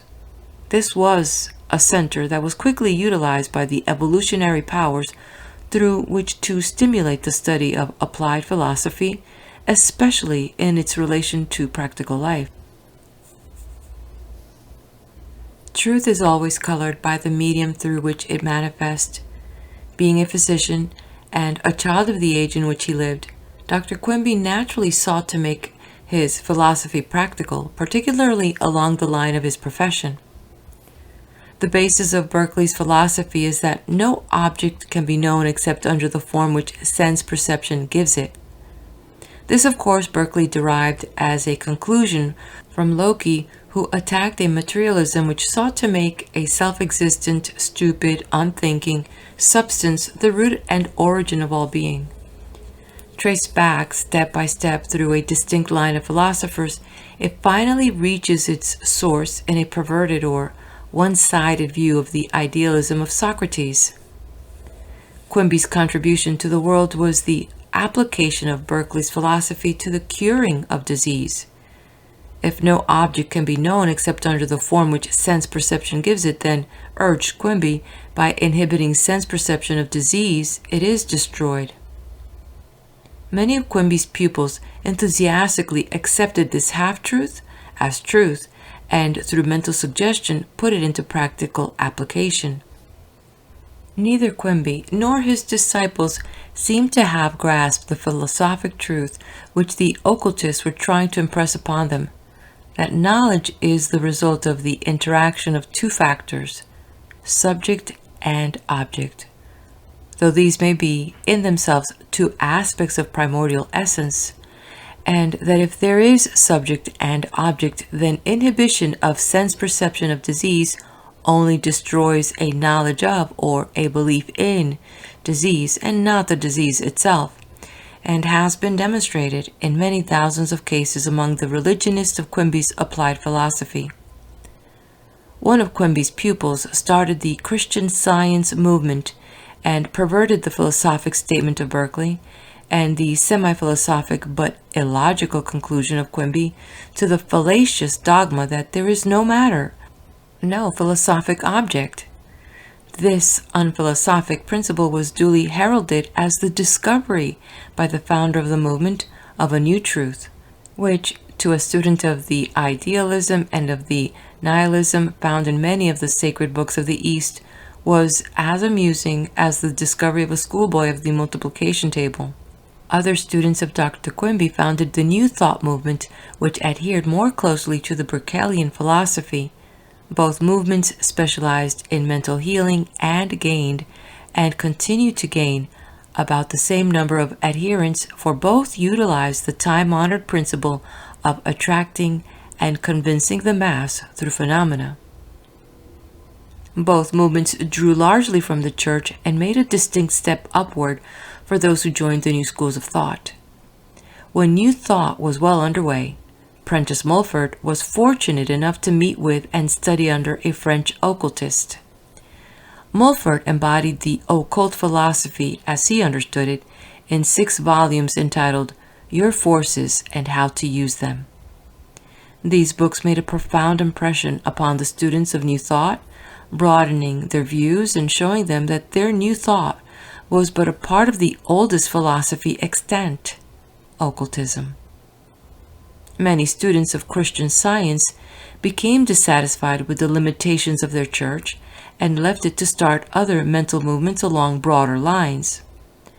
All these progressive thought schools and churches contributed their share toward awakening in man a consciousness of his divine nature and toward teaching him his actual and potential mental and spiritual powers. These schools caused a reaction on churchianity and awakened in it a knowledge that men were fast outgrowing the worn-out dogmas founded upon or embodied in the Nicene Creed. When the 3 described movements were well underway, or about the last quarter of the 19th century, a 4th effort was made by other occultists under the great teacher to enlighten humanity by destroying the crude creeds of old religions, commencing with the dominant one of the Occident. The exoteric head of this 4th movement was Madame H.P. Blavatsky, and the esoteric powers were the occultists assigned to work both behind and in that society. The first worker behind the scenes was that brilliant Occidental occultist whose portrait was poorly painted by a member of the society and was afterward photographed for the benefit of some of the esoteric members. This worker was known by a number of names, but was, in point of fact, the ego formerly known as Cagliostro. To him had been entrusted the preliminary esoteric education of Madame Blavatsky and the outlining of the society she was to establish. Later, 2 Oriental occultists known as M and K.H. took charge of directing the work through the madam, and finally, in the last days of her life, a new teacher was assigned her, an occultist called H.P.B. or B, to distinguish him from his medium, the madam. He was, in point of fact, Jacob Boehme in a former incarnation. The object of these diversified teachers was to attract to the movement associates and followers of former lives and persons of various races and castes, and of many mental differences. For the primal purpose of that organization was to establish a universal brotherhood in the only way it could be done, namely by studying Aryan and other Eastern literatures, religions, and sciences, and by showing that at heart all religions and most sciences are one in essence, esotericism or occultism. Another announced object of the Theosophical Society, which the new movement was called, was to investigate unexplained laws of nature and the psychical powers latent in man. According to time-honored tradition, this object was accentuated in the beginning of the society, and the production of the psychic phenomena outclassed in every way that produced in the other movements. Naturally, this attracted many people, first through curiosity and later by reason of mental conviction. This society never acquired the large membership of the many as the other organizations, but nevertheless did as great a work. Through its activities, some knowledge of a religious philosophy was inculcated into the Occident, which prior to that time was devoid of any. This philosophy of esotericism had to be given out sparingly at first, and the early literature of the society was as much destructive to the pretensions of the old religions and sciences as it was constructive in unfolding a knowledge of the old philosophy. Later, an esoteric or inner group was formed within the society, in which some of the teachings were given in a more exact manner than was taught the public. After Madame Blavatsky's death, the Mother Society first divided into two rival organizations, and later from these arose many others, as Madame Blavatsky foretold would be the case. The Mother organization had to do the pioneer work. The later societies and schools exhibited different progressive phases of that work. The fact that the Mother Society and its children jealously spend more time in criticizing each other than in attempting to form a nucleus of the universal brotherhood should be attributed to human frailty and not to a lack of merit in the purpose of each organization. As the human ego lives, occupying many successive bodies, so does truth manifest in many vehicles. It is evident to anyone who will carefully analyze the organizations mentioned that no single movement does more than express a phase of occultism. For example, Spiritism reveals the physical power latent in man. Christian Science and New Thought, the mental powers, while Theosophy presents an aspect of the ancient philosophy. Each movement has appealed, as it was intended it should, to that class of minds interested in the respective subjects. No one movement could have, at the time, attracted the students of the other movements because of the dissimilarity in mental characteristics. There are basically two classes of minds in the world, the contemplative or rational and the active or intuitional.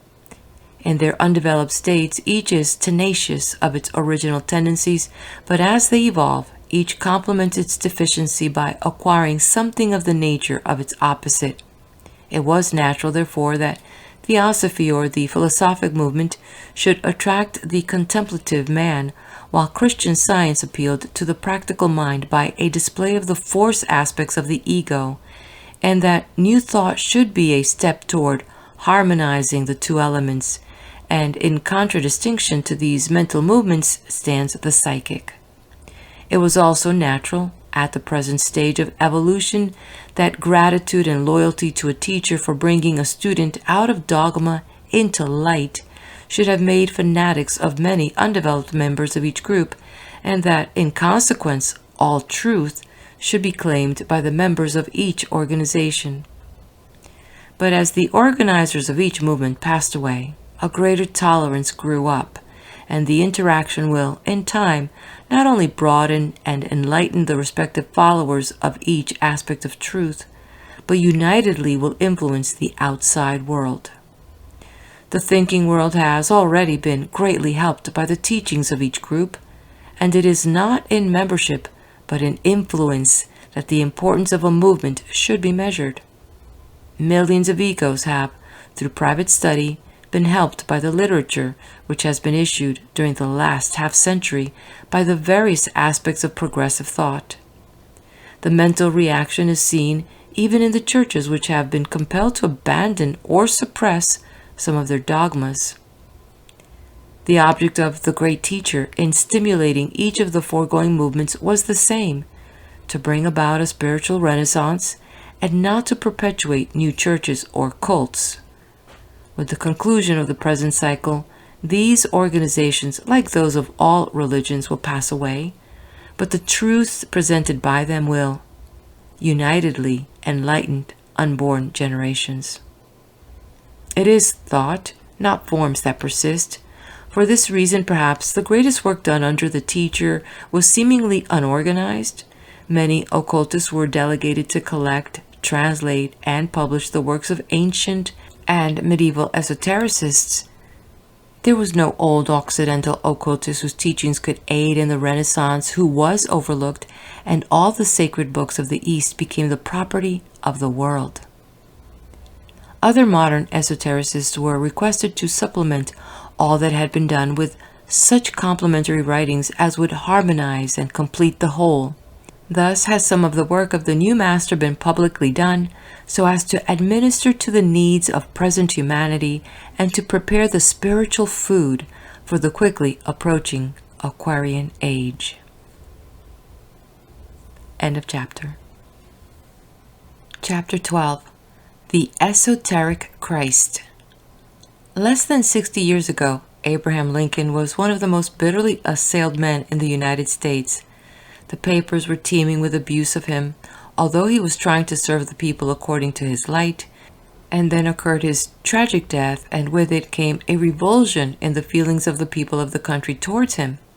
For a martyr is frequently the hero of a future myth. And with the revulsion of public sentiment, those who had despised Mr. Lincoln began to study his character more carefully and to weigh more nicely his services to the Republic, and as they understood him better, they began to appreciate him. As time went on, the faults of the man were forgotten, and his virtues alone were remembered. Still later, he was praised and glorified, until at present he has almost reached, in the minds of many, the position of a demigod. Recently, a grand army of the Republic men, when asked what his religion was, replied, "My religion is Abraham Lincoln." This character, because so recently alive, is used to illustrate the mythopoeic tendency of the human mind, which is exemplified throughout history. And if this myth-making tendency manifests so strongly about a recent political character in a skeptic age of reporters and the public press, what may be expected in the case of religious leaders in a remote, credulous age where there were no reporters or press? Not only is the human mind mythopoeic, but it is very limited in its scope of myth-making, repeating the same stories age after age, merely applying them to different characters, as the same names are repeatedly given to different cities and streets, or the same legends told about different localities.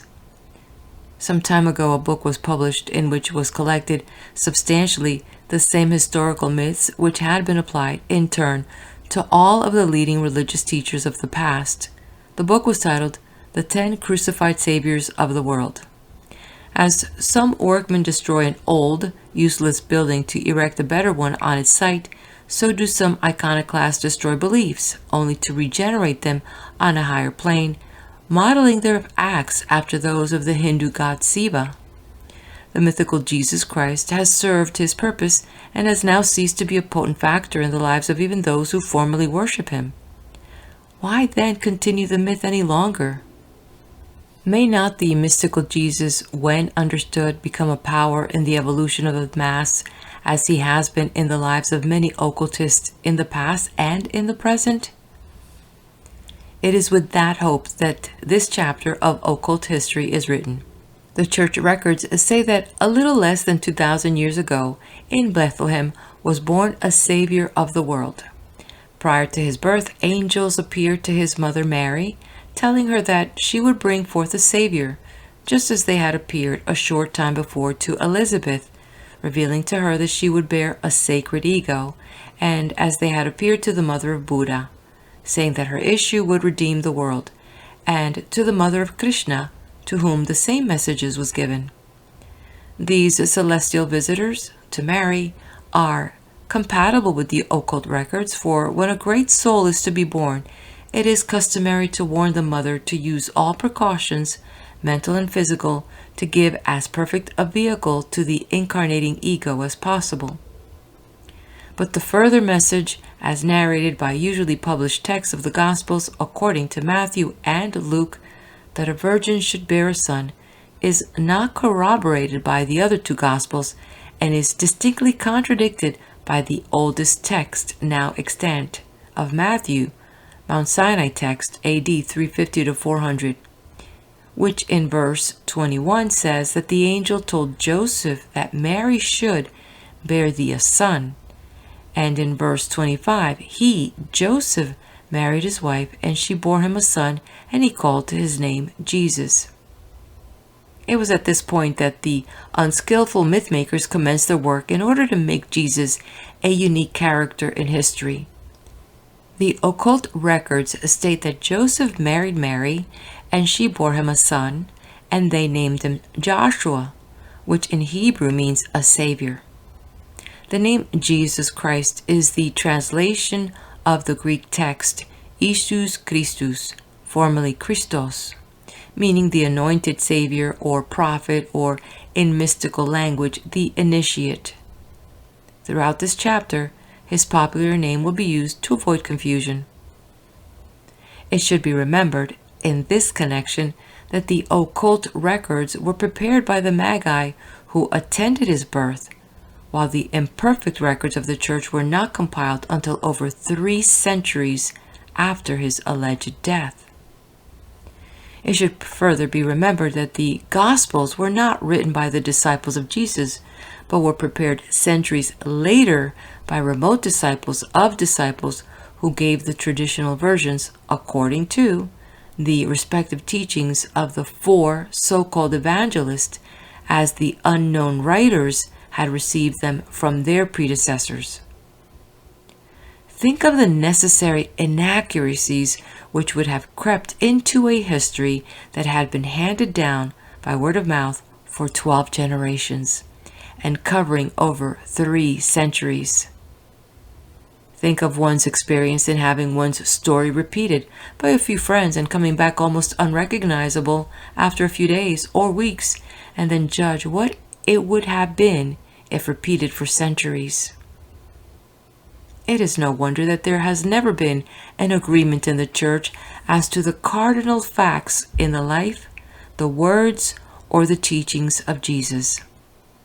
Dissensions arose in the 1st century and continue to multiply to the present day. These disagreements have led to many intentional falsifications of text and of history in the past by partisan priests, and has been shown elsewhere. The Church has even failed to agree upon the date of the birth of the Savior. The dates given by the earliest writers are January 6th, March 25, March 28, April 19th or 20th, May 20th, and November 17th.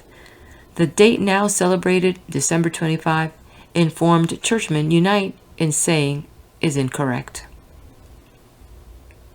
The first feast of the Church was that of the Epiphany, and in the beginning, about AD 190, was movable. But finally, January 6th was settled upon as the time for its celebration. The baptism, and not the birth or the crucifixion of Jesus, was regarded by the early Church Fathers as the great event in his life. For baptism was the mystical acceptance of the probationer into the fold of the select, a more or less public recognition of the candidate's ordination. It was at the baptism that the Spirit of God descended like a dove and made the candidate over into a purified messenger, or oracle, Crestes, of God. It was then that Jesus became the Christes, or Christ, in the judgment of his early followers. When the later members of the church desired a second feast day to celebrate the birth of the Savior, they first settled upon January 6th, making the Epiphany cover both events. Not yet had the myth-makers built up the theological doctrine of the crucifixion and the redemption. But the early Christians found that their feast day of January 6th followed too closely the universal feast day of December 25 in the northern latitudes. The 25th day of December had been celebrated by all nations and peoples during the Aryan Age.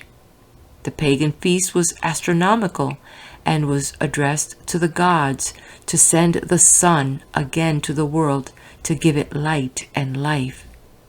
And the early Christians, seeing as they thought a parallel between the feast of the Son of God and the Son of God, SON, moved their Christmas of January 6 back in the calendar to December 25 and celebrated it at the same time as the date of the pagans, and a little later, AD 534, that day was judicially declared the birthday. The occult records show that Jesus was born September 21st, BC 4 Julian calendar. The apparent discrepancy is due to the changes made by the calendar in reckoning time. As less enlightened people were drawn into the Christian movement, the personality of the Savior began to loom large, while his teachings became confused. The myth-makers were at work, and the Son of Man was rapidly being absorbed in the mythical, not mystical, Son of God. The parents of Jesus, his brothers and sisters, and early followers had not claimed any specific deification for him, but the myth-makers saw to it that by the end of the 2nd century, he was preeminently the Son of God. And by AD 325, the church was divided into two factions, one claiming the myth that he was the only begotten Son of God, and the other contending that he was a created intelligence and a Son of God like all good Christians, and was preeminent only by reason of his development. The occult records disclose that Jesus was the product of this planetary system, that, like the rest of humanity, he had incarnated many times, but unlike the majority of mankind, he had profited by his experiences, had taken life seriously, had understood the purpose of his creation and incarnations, and therefore had outstripped his more slowly developing brothers. His wonderful progress as an evolving soul did not lessen his love for his fellow men, but instead filled him with pity for blindness and mistakes. Therefore, in several previous lives, he had attempted to do what he could for the people of his respective ages, and particularly in the incarnation preceding the one as Jesus, when he was known to sacred history as the prophet Elisha, which meant in Hebrew, it is interesting to note, God as a Savior. As Elijah, he did not accomplish all that he desired or attempted, and determined to again incarnate as a Jew in order to complete his work. He well knew the Messianic traditions and saw that by taking a body from the house of David at that particular junction of history, he could fulfill many of those traditions. The Aryan cycle was closing, and a new teacher had to incarnate to revive the ancient truths, and so he was willing to make an oblation of himself for the redemption through truth of the Jewish world. His life, and not his death, was his gift to man, and that life was an aid and an inspiration to his original and to all subsequent disciples and to all mystics. The biblical and the occult records agree as to the family in which he incarnated, and that the Magi came from the east to attend his birth, and that they brought with them presents sorely needed by the family, for Jesus was born in abject poverty. The wise men were members of the same occult brotherhood to which Jesus had belonged in his previous incarnation, and they sought to care for and protect him in his babyhood and later to aid him in his development and in his work. It was they who aided in the flight to Egypt and who assisted in his safe return. The public records of his childhood are lacking, but the occult records show that Jesus, at an early age, commenced his studies with the Essenes, the esoteric sect of the Hebrews to which his parents belonged. His progress was marvelous, and at the age of 12, he was found debating philosophical truths with rabbis and getting the best of the arguments. He was then ready for the profounder truths, and, with the consent of his parents, was taken by the Magi at the age of 14 to a lodge of occultists in the Far East, and there instructed in esoteric philosophy and sciences and prepared him for his mission. In his 28th year, he returned home and received his public baptism under John, for without this ceremony he would have received scant attention from the Jews. John knew that Jesus was an initiate and hesitated to confer the lesser baptism upon him, but upon the insistence of Jesus consented. It must not be understood that Jesus was a full initiate at that time, for he had only taken the lesser degrees of occultism and had much to overcome in his personal character before he would be prepared to receive the greater mysteries. He was called both the Son of God and the Son of Man, showing his dual nature. He had with himself all the possibilities of godhood and the actualities of animalhood that all men possess. In other words, he was a strong subjective mind possessing a powerful objective mind. He was a strong emotional nature, which in his earlier life he failed to control. Even in his public career, he was seen at one time weeping over Jerusalem and at another pouring invectives against it. Anger swept away his reason when he hurled vituperations time and time again upon customs, sects, and persons. Nor did he confine himself to words, for the church records show him assaulting those who bartered and sold in the temple.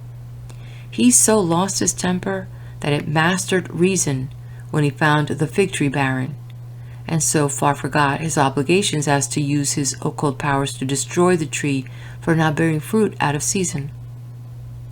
His objective mind was, as very objective mind is, difficult to control, tempestuous, animal, and irritable. And yet, by persistent effort, by constant humiliation of the flesh, through fasting, by prayer, and by concentration of will, he slowly dominated one by one his lower emotions and thus acquired self-control, the control of the emotional nature by the intellect and will. This is not written in disparagement of Jesus, but in adoration of his triumph over self and of his attainment of godhood. The occult records further show that when Jesus thought he had conquered his baser nature, he was then required to submit to the supreme test of self-discipline. No man knows himself until he has tried and has proven himself immune to temptation. There are many smug people who pitilessly condemn a mistake of another, who, if they were tempted, would likewise err. They are the negatively good, or such persons whose souls have never been put under pressure. The positively good are those who, having first failed under temptation, rebuild their characters later into spiritual adamant, as all advanced souls have done. A man may be moral, poised, a conqueror of the brute within himself, and have acquired many of the finer attributes of soul, and still be imperfect. Once he commences to feel, within himself, the creative force of God, once he tastes the ecstasy of power, of dominion, of mental creation, and, having eaten of the tree of knowledge and become as a god, then comes his final temptation, the allurement to use his forces selfishly. He knows he has developed his power through his own exercise of will, that through self-effort he has brought himself from the lower planes of manhood and has placed himself among the gods. From within or from without comes the subtle suggestion, now that you have, through the slow course of ages, brought yourself to your present position, why not enjoy the fruit of your labors? Why not dominate the world? And so Jesus was taken by the devil, into a high mountain and alone fought the final battle with himself and the powers of evil. There he suffered the final temptation of a developed soul and conquered. The biblical and occult records both show that Jesus was tempted. It was not merely an invitation, but a temptation. A perfected God could not have been tempted. Such a soul, with its triumphs, could have meant nothing to struggling humanity, because there could have been no point of contact between it and mankind. It would have been a useless experiment for the only begotten Son of God to have automatically gone through certain human experiences, unless it was to teach God what man knew, and there is where the myth makers muddle their own misconceptions. But if, as the occultists claim, Jesus was a composite of God and man, as all men are, and had to pass through all the typical experiences that come in the destiny of man, then his life becomes illuminative. His suffering is man's suffering. His triumphs are man's triumphs, for what man has done, man can do. Then he is an inspiration to each struggling soul, an elder brother of the race. Then his teachings become vibrant with life and power, because based upon his personal knowledge and experience, and then in actuality does he become the way, the truth, and the life. After Jesus had proven to himself and to the brotherhood from whence he came that he was adamant to temptation, then was he qualified to go into the world and redeem it by his teachings and his life. And he took up his work at the age of 28. The occult records show that he taught, as all his predecessors had done, in parables to the people and esoterically to the elect. The ethical truths taught were also the same as those given by all the prior prophets. The so-called biblical records are imperfect translations committed to writing 3 centuries of Jesus' mission, and therefore contain but a general outline of his life and teachings, with many interpolations by the priesthood to help out theological controversies or to build myths. Perhaps the most unfortunate myth of all was that of the vicarious atonement, which originated in the church about AD 150 and which practically nullified the entire life and teachings of Jesus. This myth was not finally accepted by the body of the church until after the Council of Nicaea, AD 325, and was never accepted by the mystics within the church. The vicarious atonement is so illogical that no adult would tolerate the myth if the story had not been absorbed with the mother's milk and thus had become in thought a part of the normal life, like the family's social, financial, or political status. This myth was the reincarnation of a prior Jewish myth of a like kind, fathered by other similar myths and born in the night of time. They are all due to the human trait of cowardice, or to the desire to escape from the consequences of one's own acts. The myths may have originated with the first man and the first woman, as narrated in Genesis, he seeking to make her responsible for his acts while she placed the responsibility upon the serpent. There is scarcely any country at any period that did not adopt vicarious atonement in one or more forms as a part of its philosophy. For it was the only thing that appealed to mankind in the childhood of the race, and priesthood always found it profitable to pander to this weakness. Among the Jews, on the Day of Atonement, 2 goats were selected by the priest. One was killed as a sacrifice to appease Jehovah, while the other, called Azazel, had the sins of the people placed upon it and was driven into the wilderness. It was a convenient and a popular way to dispose of the iniquities of the people, and far more human than the Athenian festival, Thargelia, where a man and a woman were both sacrificed for the same purpose. All through the Old Testament is the thought of vicarious atonement in some form.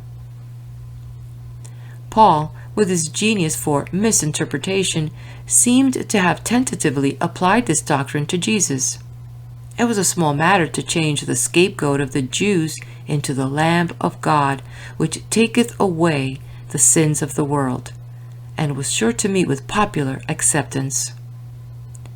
Other Christian writers had written of the at-one-ment to be had through the teachings of Jesus, but to Paul it was the atonement. Both thoughts derived from Greek words in the scripture carrying very different meanings.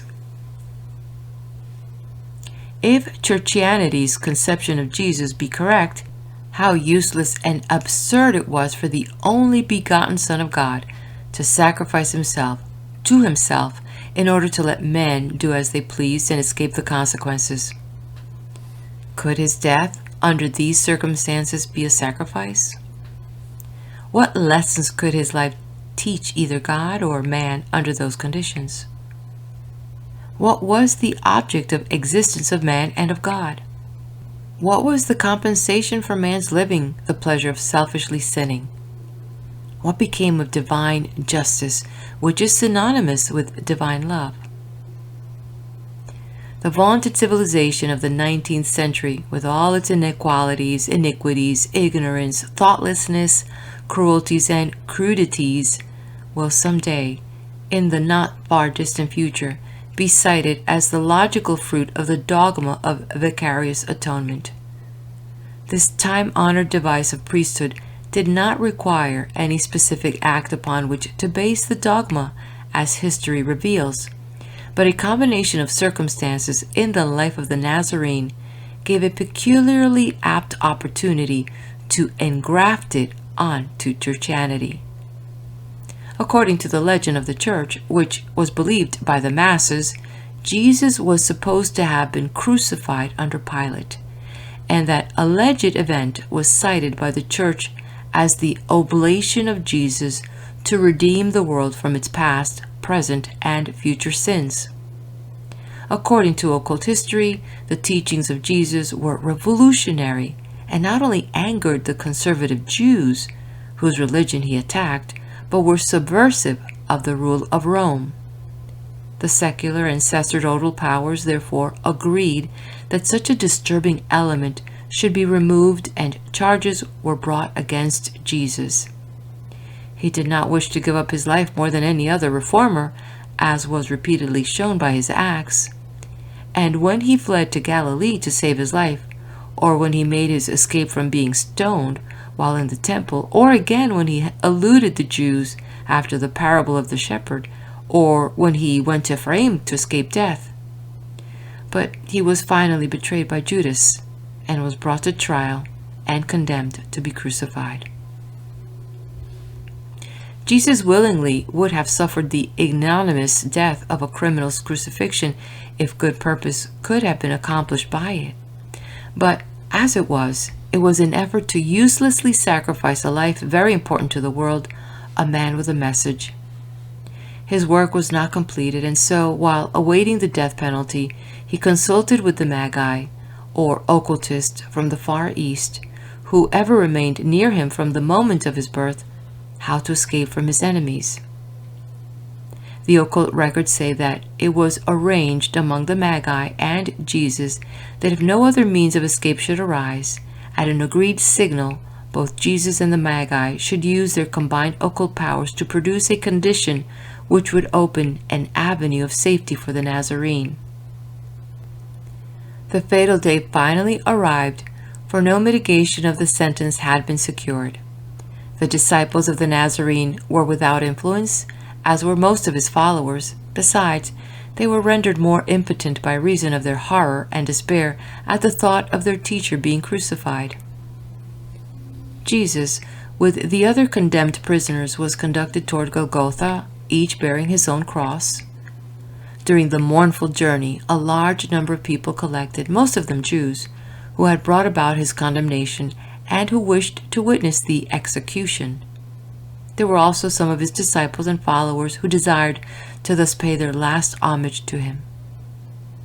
Just before reaching the place of execution, Jesus stumbled and fell, as though the weight of the cross was too great, and this was the signal for the Magi to use their power. Unitedly, They used occult forces upon the multitude, and a great fear fell upon the people. Then the Magi caused a cloud of darkness to descend upon the panic-stricken mob. The cloud was so dense that in it no one was recognizable. Then, using another occult force, an earthquake was produced, and in terror the mob fled blindly. Many fainted and were trodden upon by others who were fleeing, all believing Jehovah had caused the phenomena because a prophet had been condemned to death. Thunder reverberated, lightning played in the clouds, and a terrific wind arose, all of which added to the confusion and the horror. When the disturbance of nature subsided, and the guard once more assembled, there were but 2 prisoners, for the Nazarene had disappeared. Then a third victim was taken from among the few who had been too paralyzed with fright to escape, and this man, like the other 2 prisoners, was a thief. The soldiers, after mutilating the faces and bodies of the 3 criminals until they were unrecognizable, crucified them. Jesus took refuge in a cave a short distance from the scene of the disturbance. His disciples did not know what had become of him, and believed he had been one of the 3 who had been crucified. The narrative of the Gospels of the phenomena on the cross, the appearance of the angels, and the resurrection of the Nazarene has no basis in fact, but was a myth that grew up during the 3 centuries or more before the story was committed to writing. Jesus remained in the cave, where he had hidden himself until the night of the 2nd day, when he ventured forth and appeared to his disciples, who had gathered to mourn his loss. They were terrified on seeing him, believing him an apparition, and it was not until each had touched his hands and body and kissed his face that they were convinced of his physical presence. Then he explained to them the facts, under the injunction that they should tell no one the true conditions except his own family. He was still in great danger of losing his life, and returned to the cave, where he was visited by the elect, who did all in their power to make him comfortable during his enforced sojourn there. It was during his stay in the cave that he outlined the future work for each of his disciples, for it was agreed upon by all that his public usefulness was ended, and that he could best aid the movement from behind the scenes. He bid a sad farewell to his friends and disciples, and returned to the monastery in the east with the Magi. From the monastery, Jesus aided in the work of the new movement until after the Council of Nice. From that time, he merely appeared to and aided the deserving few, for the Church had ceased then to be his vehicle. Through his knowledge of alchemy, he continued to live and to use that physical body for 1,000 years, remaining at the monastery. Then his body became so etherealized that he ascended to the subjective realm, heaven, to remain there until the closing days of this cycle, now so near at hand, when he will redeem his promise and return to the elect, his real followers. That he knew he would have both ostensible and real followers at the end of the Piscean age is shown by his words. By their fruits shall ye know them. Not every one that saith unto me, Lord, Lord, shall enter into the kingdom of heaven, but he that doeth the will of my Father which is in heaven. Many will say to me in that day, Lord, Lord, have we not prophesied in thy name? And in thy name have cast out devils, and in thy name have done many wonderful works? And then I will profess unto them, I never knew you. Depart from me, ye that work iniquity. So far, the mystical Jesus has been contrasted with Jesus the mystic, but the life of every religious reformer must necessarily be a typical one, symbolizing the evolutionary life of man. For this reason, there is a similarity in the history and tradition of the world's saviors. The life that each of them symbolize is that of the esoteric Christ. The esoteric Christ is the subjective mind of each man, the Son of God. Very God of very God, begotten not made, being of one substance with the Father. The first begotten, the primal emanation. Each subjective mind came from heaven, where it was one with God and incarnated as man, in man the objective mind.